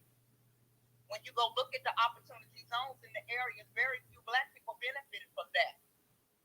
It was the white business owners and it was the white friends who was the ones who were benefiting from that. It was the white people who had money or even non-white but Black who benefited from that. Black people did not benefit from that. So when he said, well, we're going to give A, B, and C to the HBCUs, okay, well then go back and look at it. Did the HBCUs really benefit from it? And the HBCUs who benefited from it, how many actual Black Americans was going to them HBCUs? How many Black Americans? I'm not talking about Blacks as far as these mugs coming from other nations. I'm talking about Black Americans. And you can say what you want to say, but I'm looking at what you're doing. Yeah, it sounds good. It sounds beautiful. But I don't like beautiful lies. I'm looking at the ugly truth. And we keep feeding into these beautiful ass lies. No party is worth our goddamn vote. It's coming to a time frame when we got to change our goddamn minds. It's coming to a time frame where we got to pull a J6 in some kind of way to show their asses that we're not here for either party. We're not here for the bullshit. Okay, the Republicans want to get these other mugs out the way. Okay, but they don't want to do anything for us either because they love their American people, but they don't consider Black people, Black Americans, American people. They looking at the migrants the same way the Democratic parties are looking at the migrants as far as boosting up their numbers so that they can retain power. It's not what they do. It's not what they say, it's what they do. I live in a red state. There's a lot of red states, but there's a lot of immigrants running. I went to my local store tonight, one of my favorite stores, and the store is packed full of a bunch of Mexicans who are moved into this area, but they revitalizing the store. You know who's revitalizing that store? Ukrainians. I heard them talking tonight, and so I asked the cashier, I was like, they don't sound Mexican. What is that? Is that them Ukrainians? And she was like, yeah, oh my God, they're so sweet. So I had to break it down to her about the first set of Ukrainians who was coming in there before they started working. No, the motherfuckers are not sweet. They were throwing money at the cashiers. I had to tighten a couple of them up on a few occasions because the cashiers were scared to talk back. But I ain't scared to talk back, so I said something to their ass. You know, so some of them are sweet. Not everybody's bad. But don't ever get that shit twisted. And we get caught up on, oh, they're so sweet. Oh, they're just nice people. They can be nice, but they took a job from some brothers who could have been working that job right there. They taking jobs. They're taking our resources. They got a store full of fucking Ukrainians revitalizing the store. Even the Mexicans ain't even in there revitalizing the stores. You know, they got funding for everybody but us. So it's time for us to pull back and rethink. And then everybody in their respective areas, black people, we gotta do something different. We gotta start making our voices known. I don't feel 100% comfortable all the time talking about places like Chicago because people get frustrated when they hear people who don't live in their area speaking on their areas. But the bottom goddamn line is everybody in their areas like Chicago, like Mississippi, like all of these other areas, you gotta step out of your goddamn comfort zone. You gotta start running candidates who is gonna work for you. You gotta back their asses all the way up, or you gotta sit your ass out and vote and then deal with the hell that comes down through the pipeline. You're gonna have the Brandon Joes, you're gonna have the Villalas, or whatever that Mexican man's name is who ain't no goddamn better. You got two candidates who ain't worth a damn. And ain't neither one of them gonna serve you better than the other. That's what we keep getting. Two motherfuckers that's running, and ain't neither one of us serving us a purpose on either end. So we got a whole lot of work we gotta do, or we're gonna be sitting back in turmoil, constantly watching everybody get but us, because they are moving us out of the way. And I don't even think it's strategic at this point. I just think they're doing it because we kind of sit back allowing it. We letting it. It's stressful, it's hard, but we gotta be willing to do the work, and not a lot of us is willing to do the work because we've been hurt, because it feels bad. But when is it gonna start feeling bad, and when we gonna get angry? What we gotta do, go back to real Jim Crow times before we see the writing on the wall? What we gotta do, just be locked all the way out before we finally start wanting to move? Because that's how it was back in the 40s and the 50s and the 60s. Black people had only each other to depend on, and we'd have no choice but to fight or flight. So we really got to go back to those damn times before we start making some moves, because then it's going to be too late, because then they're going to have too many other motherfuckers coming in like they do now that's on the side of the white man that's totally against us. So our time is winding down. We don't have no more time. Our time was yesterday. We got to start moving like it's yesterday. Matter of fact, last week, goddamn it. And I'm going to land on that. All right. Thank you, Trouble. And let me say, the people in Chicago, and I know they've actually had to hear Johnson's platform as well, too. So, and for whatever reason, the Jumbotron had Brandon Joe up there, but his name is Brandon Johnson. But they had to hear Johnson's platform. So if they sitting up here and, they're gonna go ahead and they're gonna vote for Johnson, and Johnson's telling you everything that he's gonna do for migrants and immigrants and refugees and asylum seekers and this and that, but he had not mentioned one thing that he's gonna do for black people. But he wants to go ahead and he wants to squash any kind of beef between black and Hispanic voters and this and that or whatever. Then the people in Chicago, if they go ahead and they vote this man in office, they have nobody to blame but themselves. If they sit up here and they vote this man who's telling you, by him not saying what he's going to do for you, he's basically telling you, I'm not going to do anything for you, because he doesn't have any problem whatsoever letting you know what he's going to do for people that's not even citizens in this country. He's sitting up here talking about he's going to go the extra mile to go ahead and get these people voting privileges and get these people grants and everything else and waivers and stuff. I mean, come on, man. He's sitting up here telling you what he's going to do. But not one time in that article that I read it, I mentioned him say anything what he's going to do for black people. It's always for everybody or specifically for a certain group. And that's how they get black people. That's how they get a lot of black people who, politically, you just scratch your head. They sit up here and they talk about what they're going to do for something that may benefit everybody, but then they'll go ahead and also tell you exclusively what they're going to do for one group. But that's never the case for black people. It's never something exclusively for black people. If it's going to benefit you as a black person, it's going to benefit everybody where you live at or everybody in this country. So if they go ahead and they vote Johnson in, then they're pretty much they pretty much dooming their own selves, and you can't really feel sorry for them if you're going to sit up here and vote this man in, because I know up there everybody has to hear exactly what he's saying. And he's telling you, I'm not going to do anything for you. I'm only going to do something specifically for these people right here. So if he sits up there and he tells everybody that, he's telling you right now, I'm not going to do nothing for you, but I am going to do something for people that's not even residents of this country. And I don't care who likes it. So he wants to shift all the blame on Lori Lightfoot, and I'm no Lori Lightfoot fan by any stretch of the imagination. But Chicago is doing this damnness. It's already a sanctuary city, and they want to keep it exactly like that. Volvo, I'm gonna go ahead and let you. DJ, are you up in the space right now, or I don't know if DJ may be working. Right. Yeah, I'm here. Okay, I'm gonna let you hold it down for 1 second for me. Volvo, go ahead and unmute your mic. Yeah, I just want to say, well, then, if he's talking about helping all these immigrants and all that, yeah, what's the option? Because he ain't voted in yet. What is the other guy saying? That's what we need to be looking at. What the other guy saying? If the guy that we've been voting for or thinking about voting for ain't saying what we want to hear, we need to look at the other guy. The other guy, I think he's white. Who cares if he's white? If he's saying the right shit. If you don't like what this guy's saying, what's the option? Sometimes you gotta vote for the option. So what if he white? I'm over all that. Oh, he white, he a cracker and all that, and all white people racist. All of them, even the one you like, even the one that's your friend, the one you work with, all of them like that. I don't care about that. I care about the plan. What's the plan? Up with the man talking about. The man gonna always let you know. What is the plan?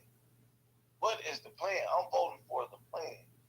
As far as the Chris Rock thing, Chris Rock is a coon. Period. If his parents taught him, don't fight in front of white people, he is a coon. He was raised to be a coon. His family was coons and all that. I was raised by black nationalists. We ain't never put no white people on no pedestal like that. Don't do this in front of white people. What? Man, what, man? What? What, man? You supposed to handle yourself accordingly. What he should have said is he should have told the truth. That man slapped me on national TV, and I didn't know how to process it. I wish somehow I can get that back. That's what he should have said, because that's what he really feels. He wish he can get that back. He wish he had a way to get Will Smith back. More than just cracking jokes.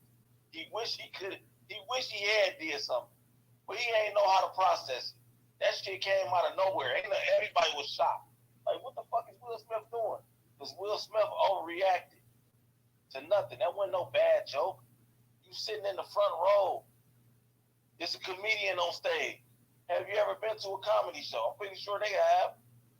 Sometimes they crack jokes, so he ain't call her no bitch. He ain't call her out her name. He was just joking a little bit with her.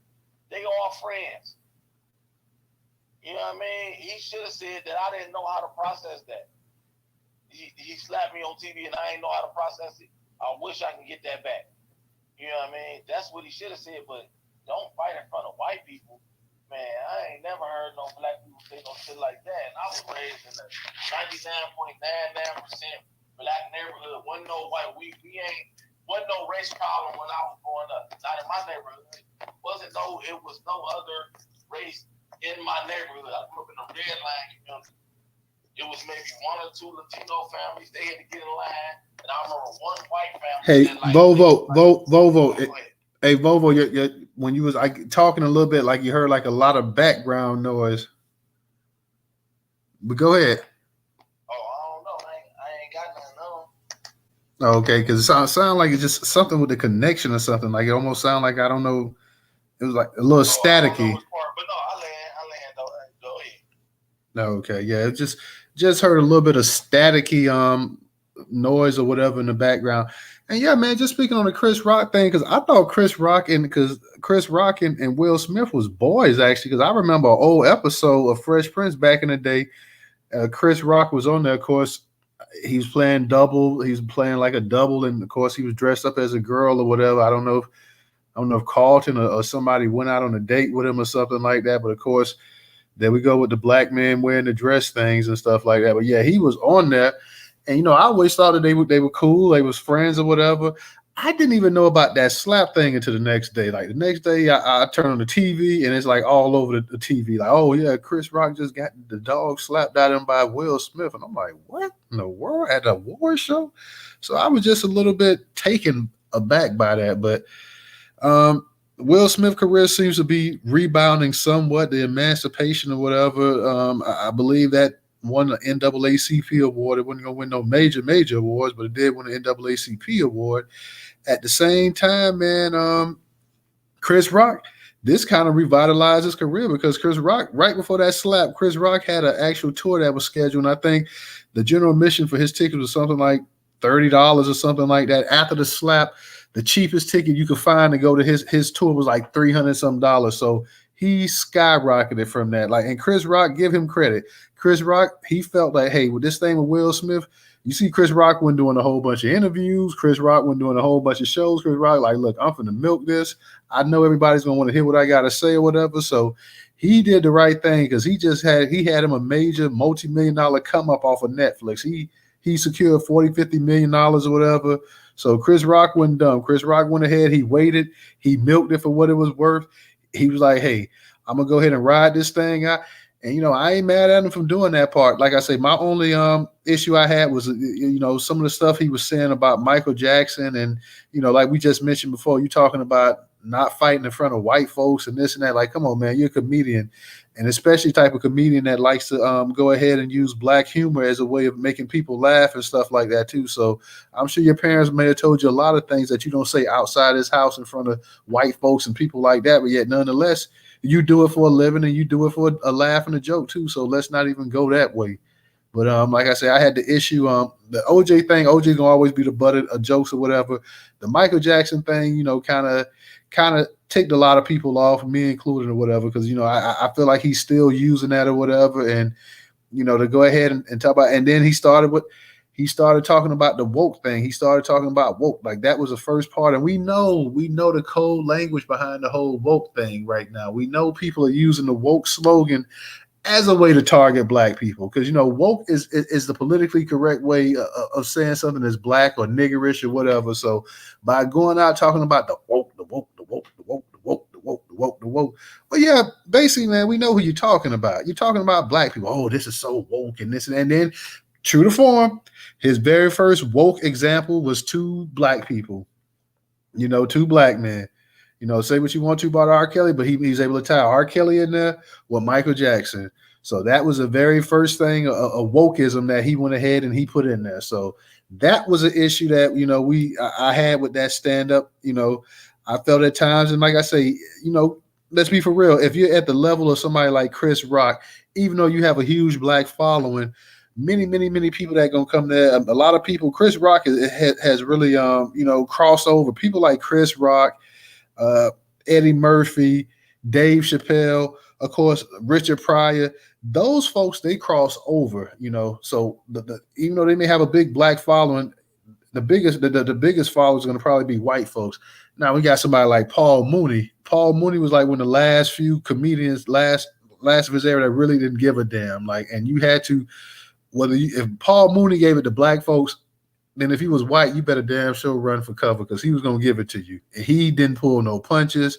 Paul Mooney, that's the main reason he couldn't, like Ari Spears told him, like, hey, I was trying to get Paul Mooney to be on Mad TV, and I had Paul Mooney talk to the actual directors and stuff, and I came back, and Paul just going off. I'm like, Paul, what happened? I can't do it, Aries. I'm just too real for this. I just have to be who I am. I'm just too real for it. I just can't do it, Aries. I can't be on TV.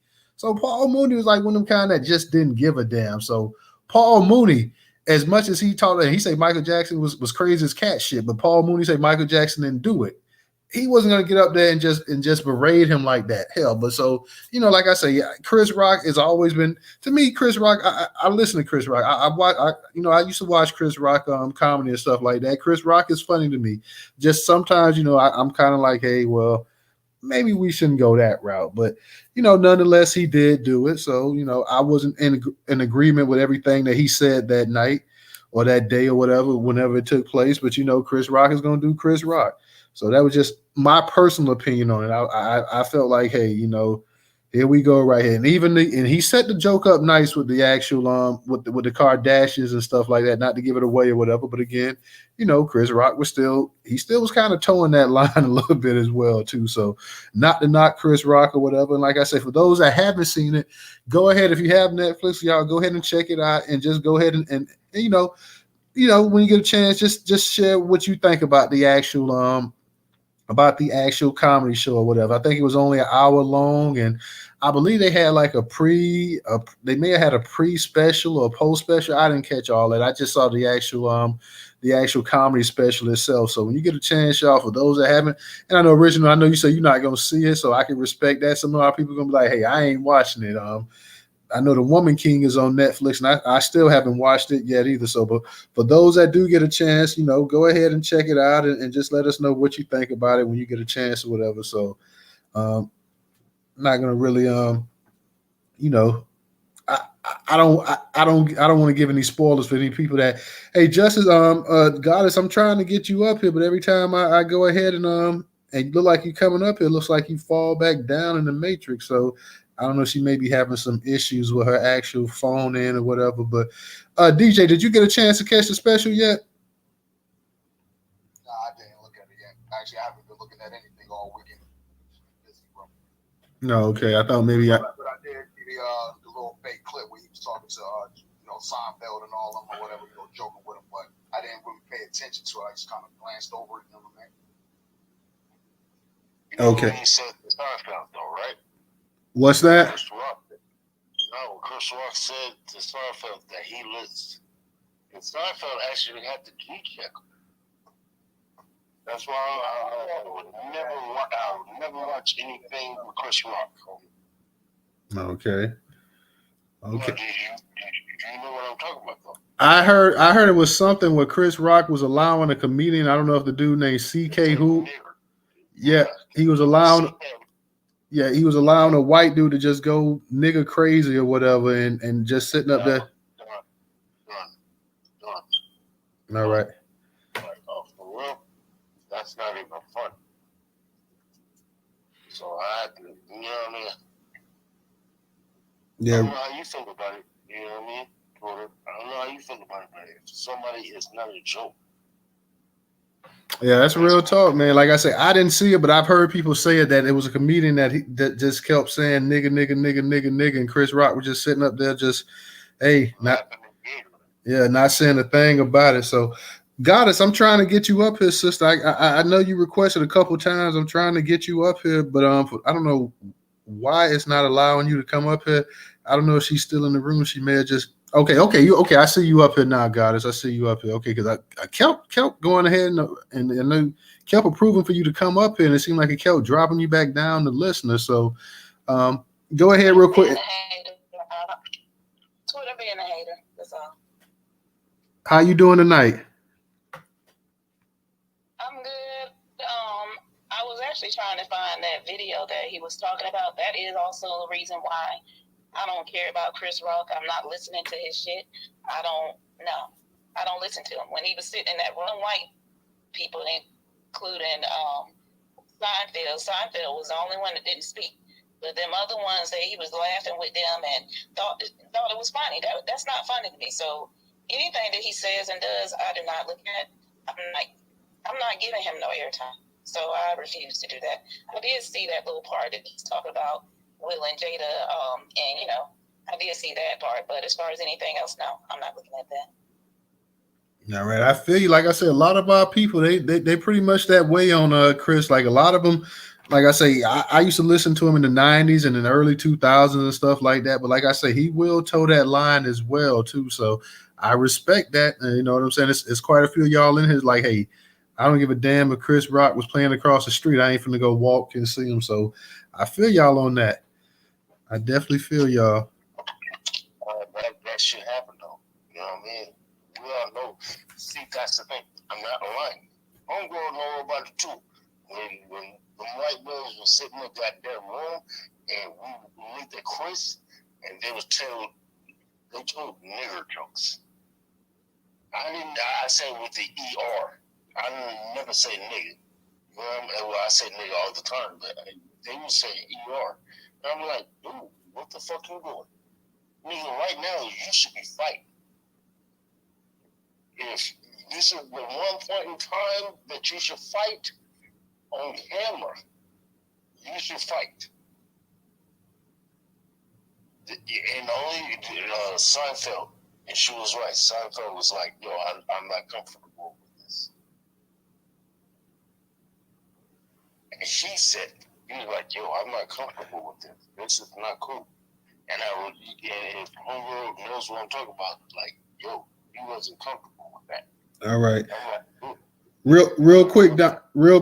Let me go ahead and because we got a couple speakers with their hands up, so let me go ahead and get the Tata and Phoenix, and then if you want to speak, Don, go ahead and raise your hand. I know you be sometimes on that sauce, so I want to make sure that you ain't gonna be just chiming in while people speaking. Hi, fam. Hey, what's up, Tata? How you doing tonight? Hey, I'm doing good. Doing good. Yeah, my mom and I, we did watch it. It was very cringy to me. Like you said, the stuff he was saying about Michael Jackson comparing him to R. Kelly, that was crazy. And what's the other man name? The football player, I forgot. I just went blank. Comparing, them, the stuff that he was saying, it was just very cringy to me listening to him. And then my mom and I, we noticed that he said he was from Georgetown, South Carolina. And we always knew he was from South Carolina, like his mom, his parents. And that's where my family is from.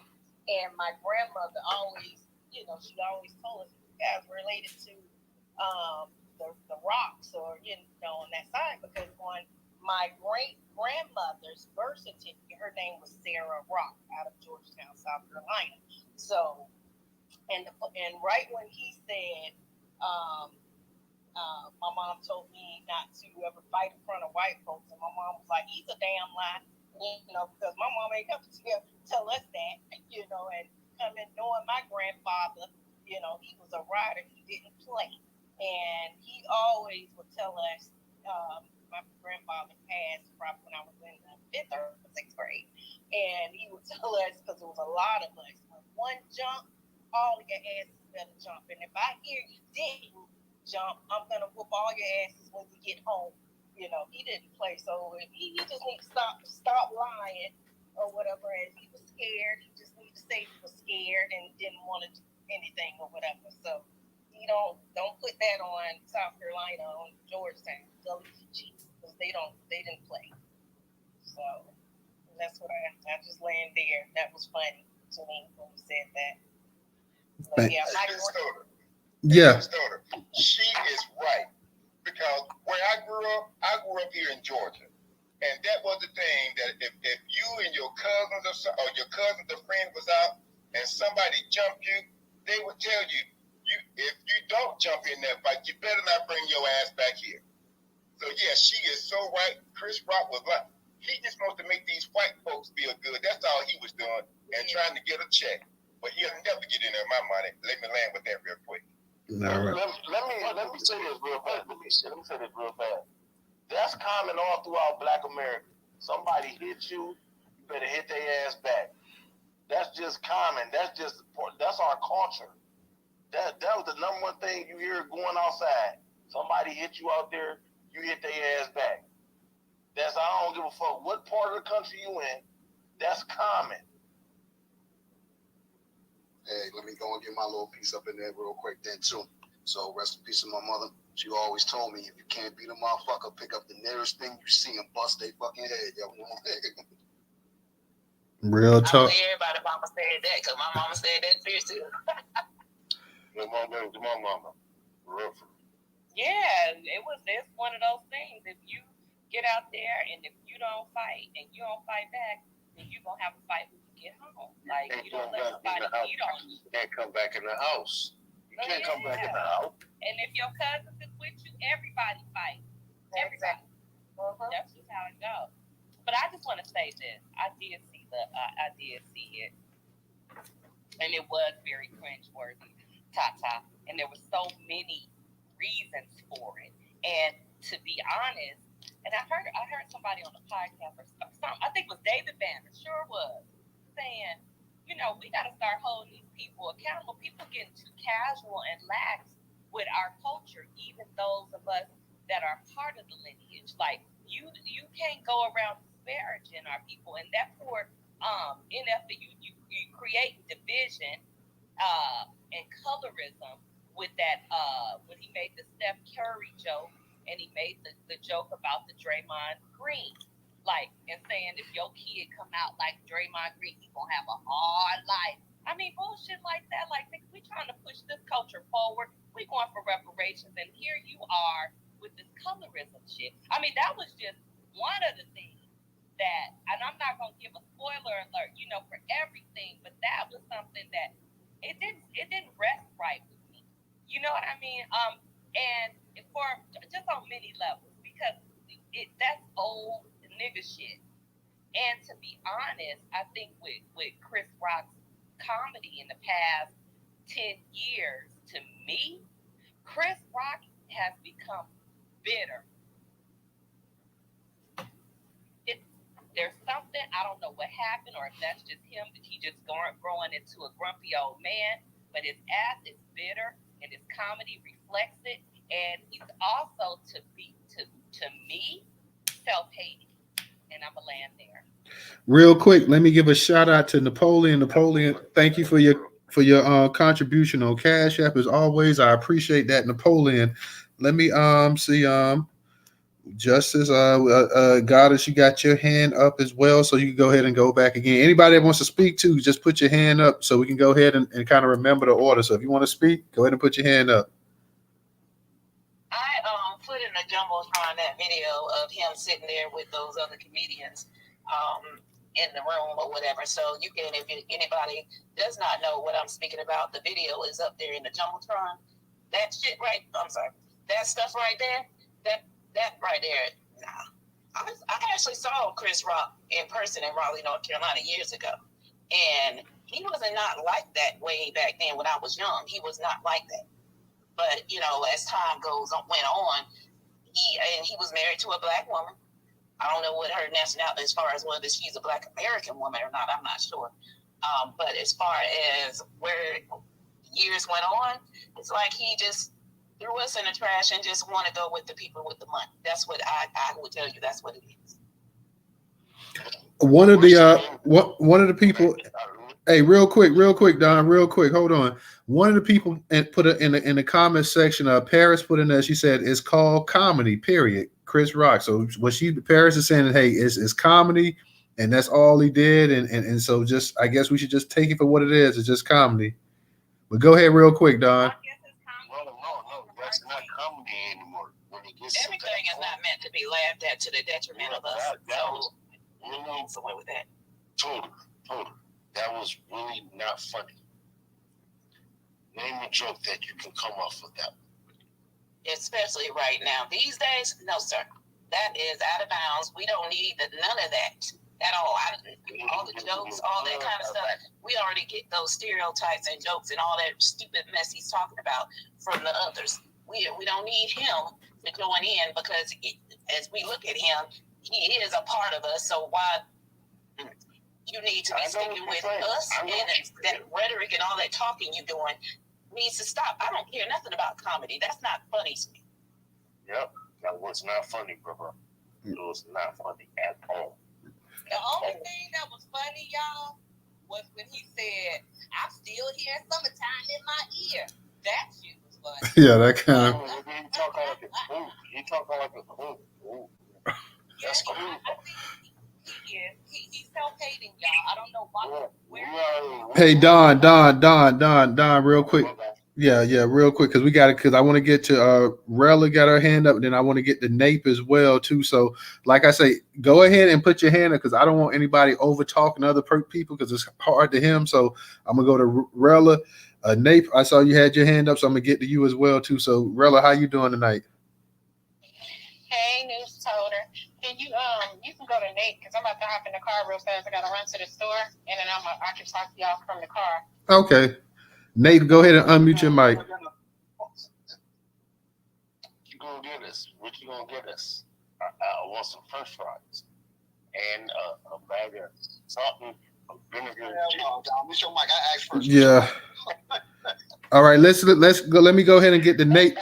Nape is up here waiting, so let's go ahead. Nape, go ahead and unmute your mic.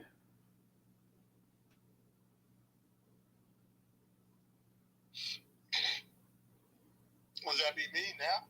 Yeah, that's you. Now let me. Am I? You guys, Am I? DJ, you guys have a great space, man. I'm always there for you guys. Am I mispronouncing it when I say Nape? Nah, it should be Nap Junior. Nap. Okay, Nap. It's okay, my brother. Excuse my voice, dealing with a little flu. All of the listeners, speakers make good points. However, we need to recognize that Chris Rock, Will Smith, this is Hollywood royalty. Chris Rock was hosting for the fourth time last year or whatever it was. Okay, so he had a responsibility. That was a flash moment. Will lost it. Brother Will lost it. There's no justification for what he did at all. He's an A-list star who has had to hold his tongue under this white supremacy system for a whole lot. White supremacy is on the top of all this, y'all. They run Hollywood. They run politics. They run foreign affairs. I don't even really want to go there. I just found it amusing when I sit and hear us say things like, somebody hit you, hit them back. Of course, down here in the streets you do. And parents did say to a lot of us when we were younger, y'all be on your best behavior in certain crowds, whatever variation of it you want to use. All right? What if Chris Rock did go after him? What if Chris Rock's people went after him? There would have been 10 black guys going crazy up on the stage. Will Smith wouldn't have been the only brother banned for 10 years. Okay? None of it bothers me. I got respect for both brothers. They have achieved beyond the best we could have expected of them. We have to respect that. I'm glad that Chris Rock didn't go after him. I just said why. And of course he's processing it. This probably was a guy who he's really good with for many years. And like I said, they are where a lot of black people don't get to be. I mean, this is Hollywood, the top of Hollywood that recognizes them for the awards they have achieved and the status. I don't really buy into the Chris Rock anti-black women themes that I have heard. I thought the thing he did on Hair several years ago was very poignant as well as informative about hair. No, I wasn't always positive, but he talked a lot about hair and hair health, and he deserves a lot of credit for that. All right. Anyway, family, stay on the tip. Let's not live so much through celebrities. Let's just take care of each other, love on each other, all right, and build black businesses and institutions. Put your money behind it. As you know, Newstoter, I always will, my brother. Yes, absolutely. This brother, real quick, this brother always supports the platform as well too. So appreciate that, Nate. Nap, appreciate that as always. So thank you. Let's go ahead and try to keep Q. I see you a new speaker. I want to get some new speakers. I want to get Q and I want to get the company up here. Rella was up here, but Rella dropped down, so hopefully she'll come back soon. But Q, go ahead and unmute your mic. Okay, what I wanted to say when it comes to everything being written off as a joke and nothing sacred, the problem when it comes to that narrative is that eventually begins to kind of pulls that across her back. No other group you can just casually insult, and it's just written off, especially if you're Jewish. You make that kind of stuff about Jewish people, they have a punishment mechanism to play. It'll take you out of the pain. And the only thing they have to say is, that wasn't funny. And we should move in the same manner. We need to have that kind of resolve, that kind of fortitude to just say, hey, certain things aren't funny. We walk on sacred ground, and as a collective, we strike you down. That's the only way respect is even given, when people know they can't do certain things to you without there being some kind of consequence. So we can't be like Smokey on Friday, sitting around playing too much. There has to be a level of seriousness to where there's certain things you can't make fun of. All right. Thank you, Q. Appreciate that. Let me go ahead. Let me go ahead and get to the company. Company, go ahead and unmute your mic. First of all, I always want to say it's a pleasure to be in this space. It's always a pleasure to speak amongst my people and everyone in life. Peace, power, reparations. And, the only thing that I have to say about this whole Chris Rock thing is that, not only him, but we know many celebrities who have coon for white people. Okay, let's just put it that way. I'm a blunt person. I don't like being around the bush when it comes to calling something for what it is. Okay, I don't like that game. Let's get to the point. Okay, we need to stop these people from normalizing this. Like, okay, it's just business, kiki kaka, whatever is going on. But we need to stop this normalization of allowing this type of cooning going on where people think they have the audacity to say nigger in our presence.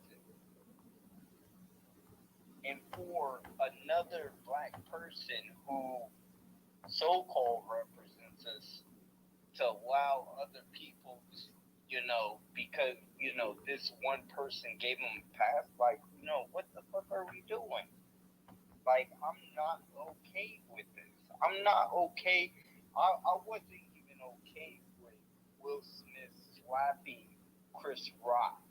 Like, I was so appalled when I saw that a black man slapping another black man. Like, that was just so, like, I almost ran to the toilet and threw up. As soon as I saw that, I didn't even think that was funny. I did not think that was hilarious. I did not think that was something that should have even shown. Like, they should have just, hey, we had technical difficulties. We'll resume back to the program, cut it off until things are settled out and all that stuff. I would have been more of a piece with that than what they just blatantly just said, hey, let's show these two black people slapping each other. Like, that didn't piss no one off. Like, when it comes to a white person doing a crime, they will not show it on television. They will say, we cannot identify this person because of legal matters and all this other stuff, but, this is what happened. But you'll allow this type of crap happen on TV? Like, I'm not okay with that. By all means necessary. That's all I have to say. All right. Thank you, company. Let me go ahead and get I see Rella, she's back up here. So Rella, go ahead and unmute your mic. Hey everybody, I was like, dang, Faces wasn't even trying to let me come back. Oh my goodness. Almost took my ball and water and left. I just wanted to say, this space has been great. Everybody for the most part have been on point. The comedians that he was actually sitting in a room with, they were talking about how they use the term behind the scenes with each other, and how they actually use it so frivolously. And even Seinfeld was sitting there like, he was like, yeah, that's not something I'm just gonna say. He was like, I'm not gonna say that. And Chris Rock was like, yeah, you can, come on, and then he kept saying it, laughing and joking and giggling and ha ha. Now I remember right after the next following year after he was slapped by Will Smith, and the next award show came up, I think he made a joke about the Holocaust or something. He tried it with the Jewish community, and that shit did not go over well, and he ain't never did it again.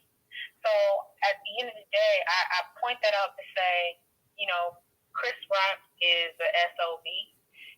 He is a POS. I don't care if you think that it's funny, because there's a difference between, I think, joking at, laughing at the things that we do or people, do in our community that we know at sometimes you gotta laugh from keeping from being upset to the point where it now becomes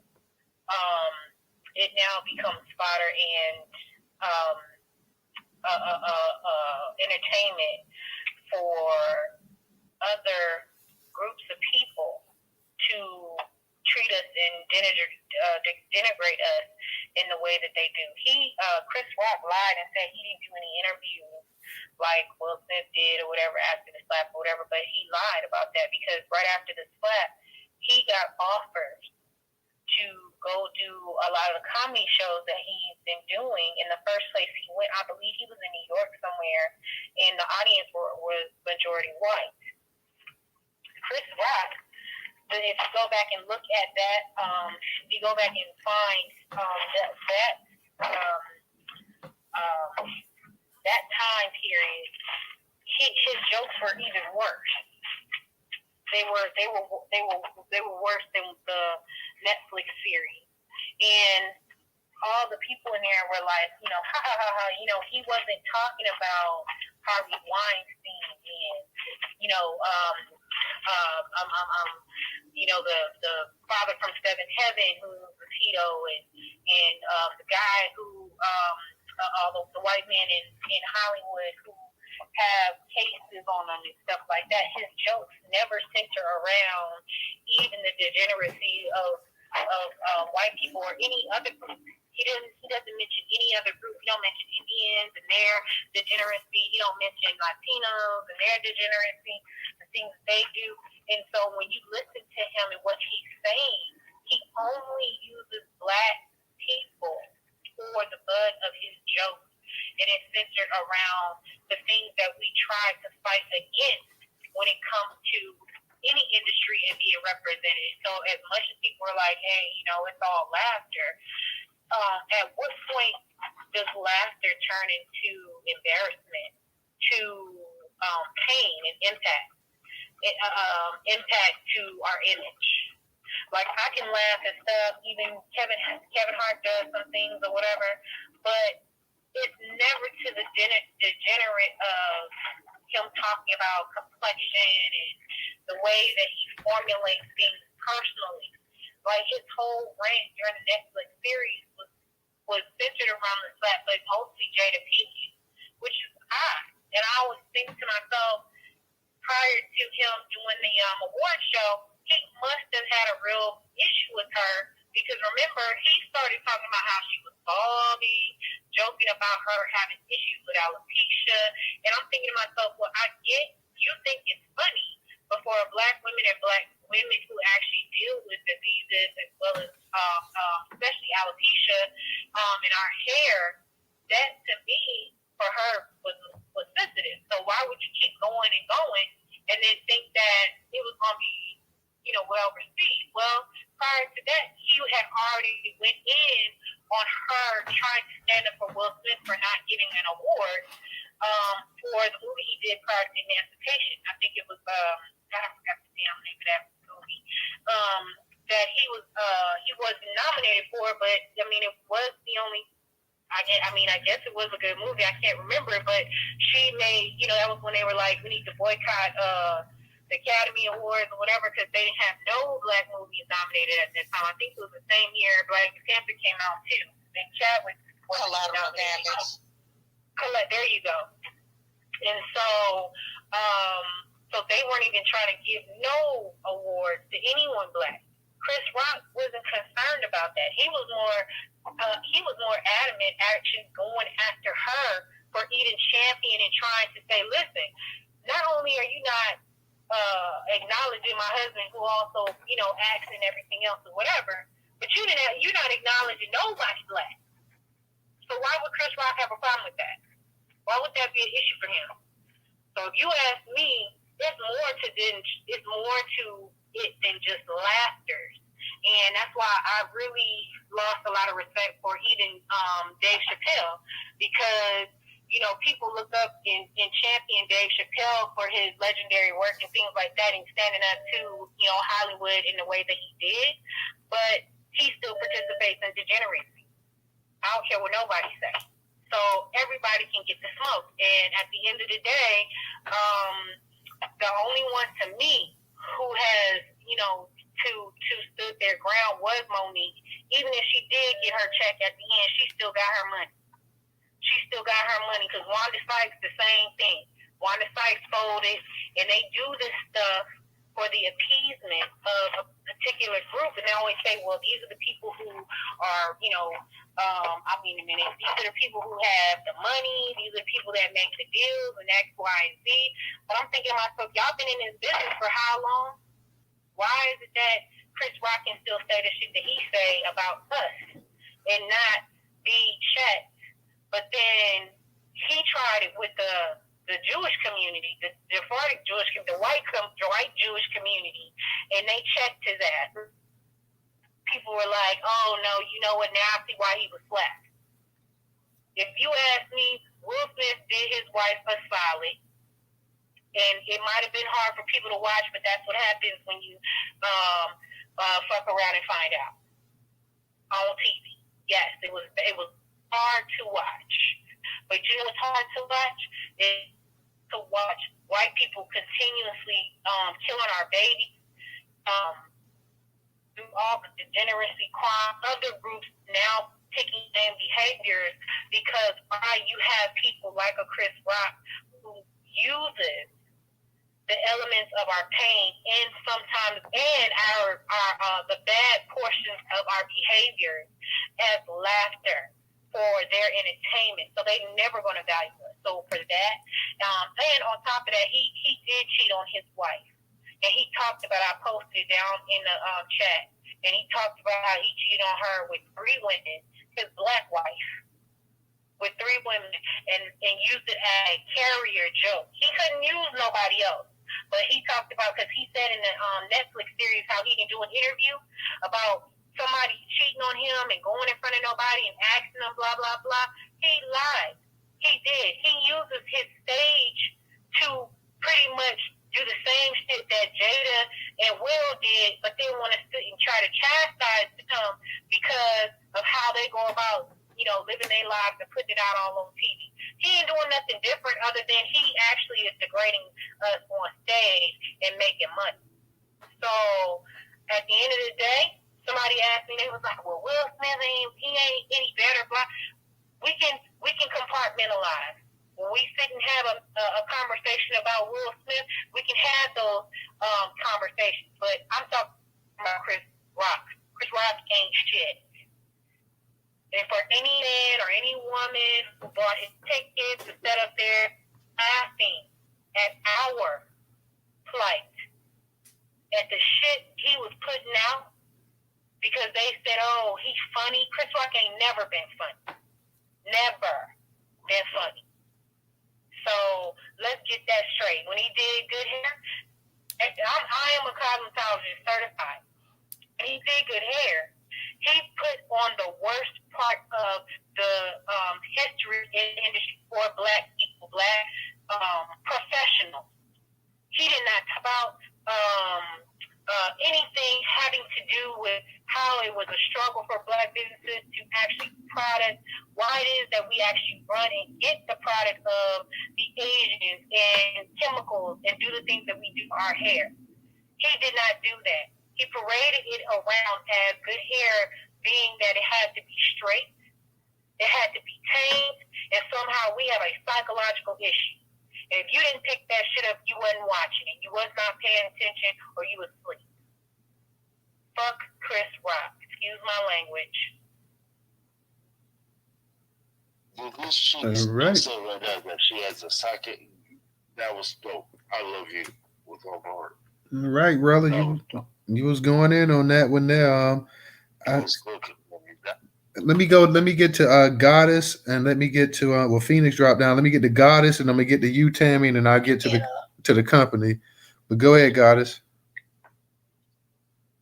I'm gonna stick to what I wrote down because when I don't, then I go all over the place. But anyway, I was just saying, as far as Q, when Q was up there speaking, he made a good point. When comedians do their stand-up shows from years ago, you remember they have joked about everything, and nowadays, if it's their time to come up to be canceled, then they reach back to those days when it was okay for them to talk about whatever, and then they are canceled. Well, how about being canceled for speaking about us? When are you people going to be canceled for laughing and joking at the expense of us? So I say that Chris Rock should be the first example, since they always say, like, if they're anti-Semitic, if you say anything anti-Semitic, then of course you're canceled off of the face of the earth. Okay, that's cool. So anybody that decides to say anything that's anti-blackness, you need to also be canceled. So us, Black Americans, we need to get to cancel and come together the same way those Jewish people do and say, hey, you ain't gonna say that about us. I don't give a fuck what you say. Sorry, what it is about us, we're not gonna say it, and we're not gonna put up with it. So I say, first person on the docket is Chris Rock. Fuck him. Fuck anything about him. I'm sorry, Newstoter, but I don't like that man at all. That piece of shit. I don't like him. So I say, he needs to be the first one on the chopping block. We need to all get together and get to canceling his ass. Thank you. All righty. Always together, baby. The sisters are they giving they say right now. Let me, and I'm gonna kick it, and this is just, I'm gonna kick it to Tammy real quick. So I'm just asking a question. Is there any black comedians right now that you guys, I'm talking about males, that you guys can support? Like you have some good female comedy comedians. You have some more. You have what's her name, Adele. She was always funny. But in terms of the men, because I heard Rella say that she don't rock with Dave Chappelle either. You got Corey Holcomb. You got Cat Williams. You got a number of comedians out there. So I'm gonna, but you can come back to this because I'm gonna kick it to Tammy. So just guys think, is there any black comedians, black men out there that you guys do rock with? And I'll get back to you in a second. But let me say this real quick too. In the Jumbotron, y'all, on the third to the left is the actual YouTube channel. We have one subscription. Nobody signed up to the YouTube channel yet. Nobody subscribed yet. All you gotta do is click in that on the third to the left. Click in that and go and subscribe to the YouTube channel. What are we doing here tonight, black people? Come on. We always talk about supporting black people. Go ahead and support y'all up in this space. A lot of y'all all the time. You can't subscribe to the YouTube channel for free. So we need that support, man. We trying to grow to the YouTube channel. We got to have y'all subscribe to it, man. Please go ahead right now while this space is on. You can go ahead and subscribe, and you will still be in the space. We can do two things at once. Like my mom told me, you can walk and chew bubble gum at the same time. So let's not get it to that point, y'all. Come on. Remember, support black-owned business. Go ahead, Tammy. You got it. I guess I'm gonna get run up out of here for this. I don't cancel anybody but white people. I don't cancel black people. And I love Chris Rock. And I think we taking it to our level. I'm glad he waited a year. And I'm glad he came back. Honey Jada running around in these streets with all these entanglements. She didn't have had the boy living in her house. I mean, what we doing? And she is so manipulative. So manipulative. She sat right there and used them eyes to let him know, if you don't go up there and do something, sucker. No, we do too much of that. Hold on, Don. Hold on, Don. Don't come off your mic. Let her finish. I'm talking about Jada Pinkett Smith. And I think he's funny. He's probably one of the only funny ones I like. But I have a hard time laughing at jokes too. I just am not taking it. I haven't watched the whole thing. I found the Meghan Markle funny as hell. She know they was racist. I was talking about, I didn't know they was racist. What? Now, come on, girl. I just found it as funny. But, I guess different levels, different tone. I just think that black people, to relate all that he did to reparations and slavery and putting it, come on, y'all. He was doing a little joke. He probably done experienced so much trauma this past year trying to get over the damn slap of the world that the world saw at the Oscars. I mean, y'all. But we could have two separate opinions and all be right. Just be running up on Tennessee, okay? You got enough stuff running up in Tennessee. The drag show, he's horrible. It's just for certain shows, not the ones that I would probably go to. I don't know what the big deal about it is. And it's original. It's original in here. You hear me saying that you in here original? Yes, I'm in here. I'm being polite. I'm gonna be in Atlanta this weekend. This weekend. It's my brother's birthday, so I'll be down there. You live in Atlanta, or where you live? Let's go to breakfast. I live in Atlanta. Psych. No, let's go to breakfast, okay? Okay. That's all you, homie. That's a breakfast on you. You put that on you. All right, real quick. You know, I'm broke, so if you ain't got no money, we don't. He said, you know I'm broke. On YouTube, we got Bye to subscribe to the YouTube channel. So thank you, Bye for subscribing. Hopefully, we can get more of our people up in the actual in the actual Twitter space to go ahead and subscribe too. So thank you, Bye. Let's go ahead real quick. Let me go real quick. Let me go to the company. Then I'm gonna get to original, and then I'll get back to you, Rella. So go ahead, company. Oh my goodness, I almost lost my tracking of thought stuff like this whole conversation. But I took a few chemistry classes, a few biology classes and whatnot, in college and stuff like that. I still haven't graduated. I only got a few more classes. I'm done with business administration and law. But for the most part, I did do a study on alopecia and the causes of baldness. And the studies that I found was that the number one cause of baldness in African Americans and our people and premiums and whatnot is due to calcium deposits that's within the water pipes.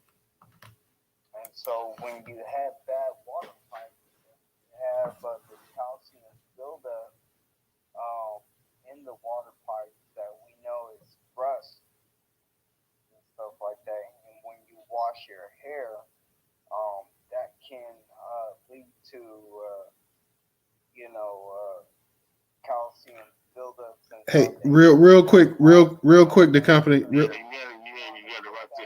Hey, real quick, the company. I know you're talking about like alopecia and all that, but I don't want to get all of that.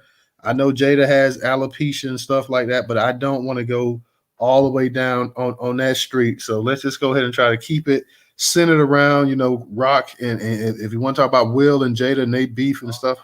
Okay, so I just want you to say that as a disclaimer, because I heard that and I had to put some insight on it. But when it comes to Chris Rock and all that, I already stated I wasn't for that coonery, when it comes to talking about black people and the problems and using that as a come up to appease white people. I'm not against. I am against that. I don't approve of that, and All right. All right. Thank you, company. Let me go ahead and get to original, and we're gonna get to Rella after that. So go ahead, original. Oh, so I want to let you know, I have tried to apply for your newsletter numerous times, but I never receive a confirmation email. So I don't know if it's something, I don't know what the deal is, but I've tried to. Yeah, I have to check into that, original, because everybody that everybody gets it's a confirmation link that once you put your address in there, you get a confirmation link, and you just have to go ahead and click that link, and you automatically subscribe. So I'd have to check into that one and see myself. They're original. Yeah, go sign up again and check your spam folder depending on what email server you use. If you're using Yahoo, it's a strong possibility it wound up in the spam folder and you just never liked it.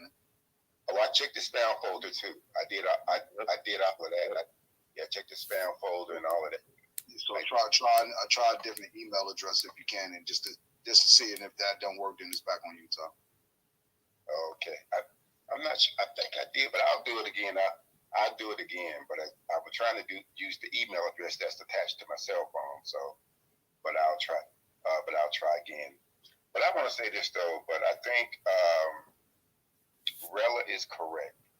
See, we have a number of these people out here. They claim to be, comedians, but they go out here and they disparage us in like the worst way possible.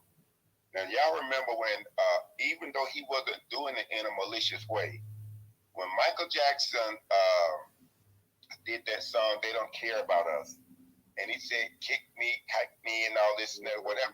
They hold on for a minute. They did not. They did. The Jewish people said, "No, you can't do that." I was watching I think it was CNN, and one of the shows. I can't recall the topic, but the guest on the show, whatever that was going on, he referenced it to the Holocaust, and the host, what's the name of Blitzer, he shut him down, and I'm not mad at him because see, for some odd reason, a lot of people just have the belief that they can take our pain and suffering and just use it any way that they want to, and it's like damn the group, and you're only one person. But I do believe that I do believe it is past time that we begin to shut these people down when they start doing this, because as Brother said, he made a joke about the Jews, and he saw, oh, that wasn't funny, but he seemed to not Chris Rock seemed to not care when it comes to black. He and a number of others, they don't care when it comes to black folk. Some of them will tell you, well, I can't say that, Well, oh no, I can. Well, I can. Well, you don't have a problem degrading, debasing, and dehumanizing black people. That seems to be standard operating procedure. So I think it's past time that we begin to shut these people down and let them know, because oftentimes when they put these shows on, they do have sponsors. We can find out who their sponsors are, let those sponsors know that we are not going to go along with this, and we're going to make you pay for it too. And I'll land with that. All right. All right. I'm going to let Rella be the actual last speaker for the night. So, Rella, go ahead and unmute your mic. I'm just briefly to say about that. So all y'all want to talk. All right, let's go. I love everyone. Yes, let's talk. So I just kind of wanted to respond to Ms. Tammy. I think again, I'm always in it, always thinking, we all can have our own opinions, and I'm not going to, definitely not going to try to change your mind. But I am, my hairs are a little above my neck, because I think that, just like I said, like Dave Chappelle, we know Dave Chappelle is funny. We know he is hilarious. Hilarious. And we know that he also is an advocate at times. But then there are also at other times where for sure that he rocking and riding with white folks. He rocking and riding with people who only seek to be around him for his essence anyway. And you have people who don't mind that and are okay with that, and that's fine. But stop trying to use that to our detriment. Like, I don't care about in your comedy you using talking about how he wants the dirtiest looking white woman whatever. Why don't you talk about them the way you talk about black women? Make fun of them, dress up like a white woman. Why don't you stop dressing up like your grandmother and your mothers and dress up like them? Why don't you make fun of them is my whole point. That's my whole point. Chris Rock does not do that. He's not making fun of other groups in the way that he does us. And if that is enough for you to get your rock off and you to get a laugh, then we are further gone than what I thought. If that's all it takes, if that's enough for you. And don't get me wrong, I love a good laugh and a good drink, like the next person. But I also am mindful of my people's image and how people also are treating us because of certain things that people do. And as far as the drag show, I know we had this conversation before, and you said that, you didn't understand the issue with the drag shows. Don't nobody care. RuPaul been around for a while. Drag shows and all that stuff has been around for a while. What you're seeing now, that is a horrible situation that adults are participating in, it is like a touch of pedophilia. Why in the hell do you feel the need to be in a cat suit, fishnet, and pretty much almost naked in front of children? I mean, adults have more of a cognitive function to understand and make decisions on whether or not that's something they want to participate in. Kids don't have a choice. I mean, meaning that you take them somewhere and you're doing stuff with them, they have no other choice but to be there because they cannot protect themselves. You got a trans,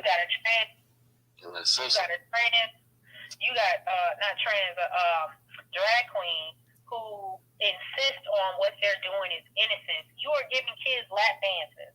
That's innocent. Come on. That's not innocent.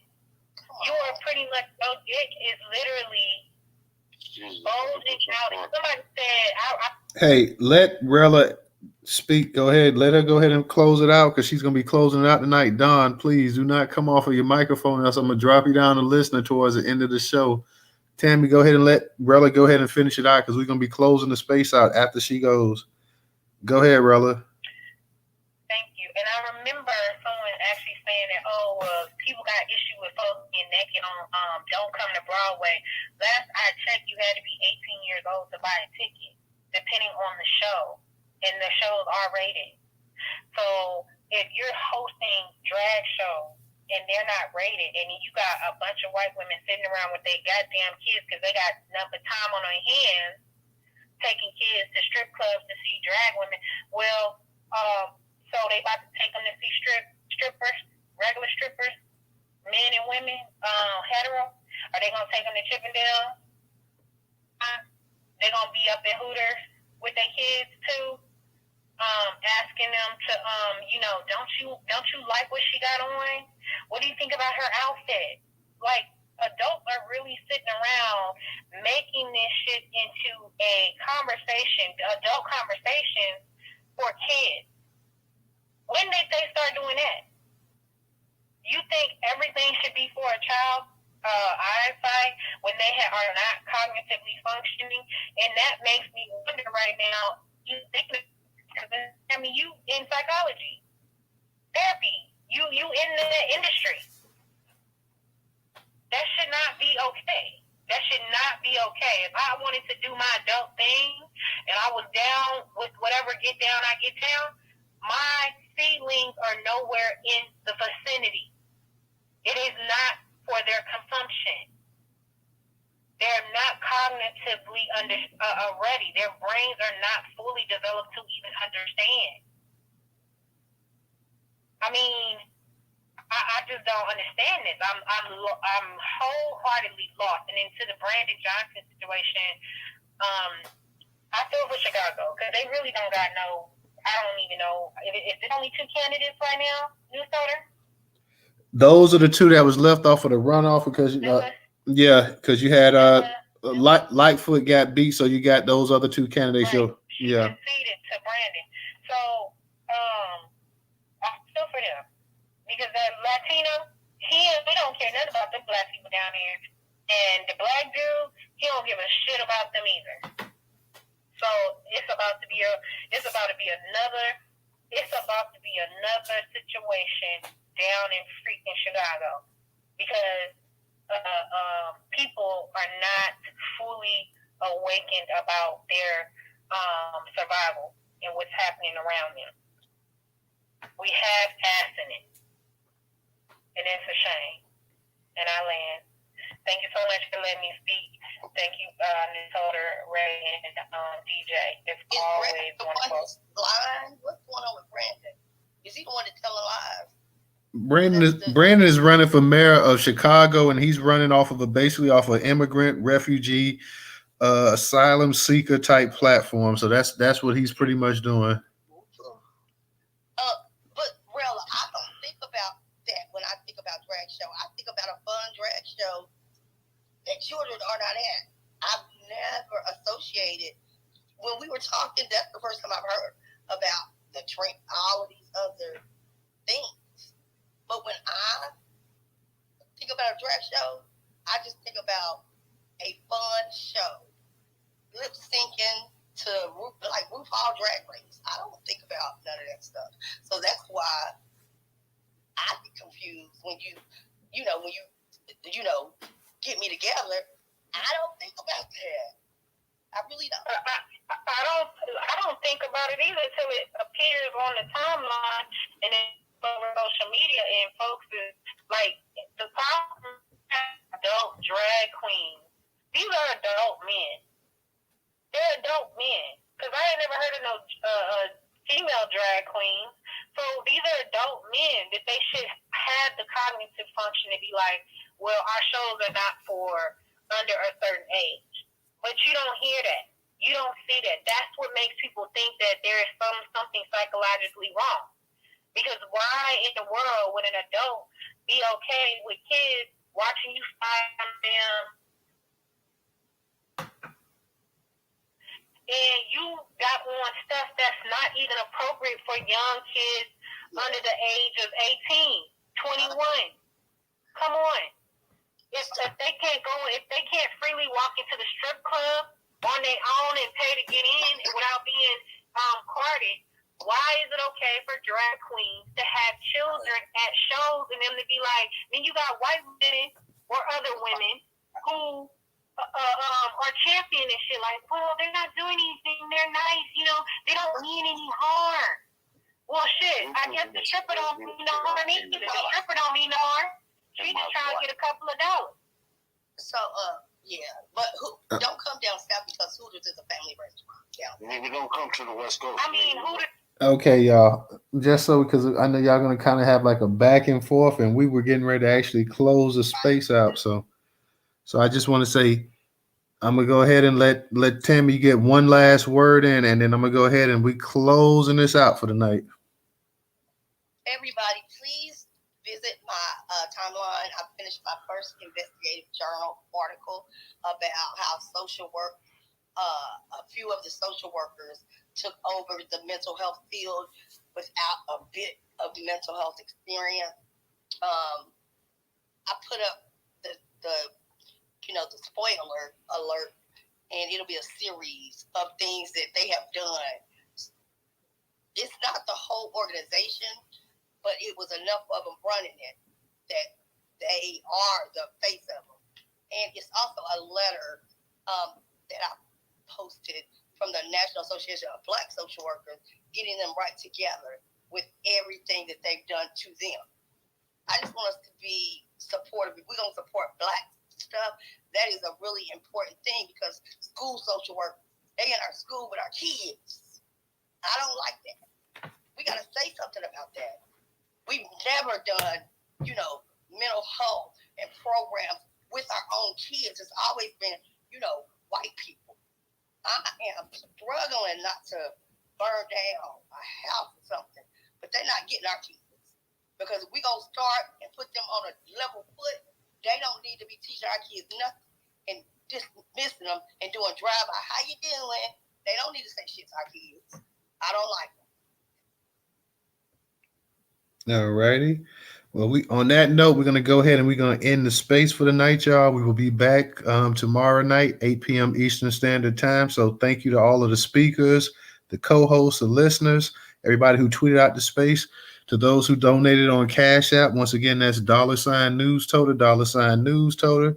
So we'll be back tomorrow night, 8 p.m. Eastern Standard Time, guys. So go ahead and check us out. Y'all have a good night, and we'll see you tomorrow.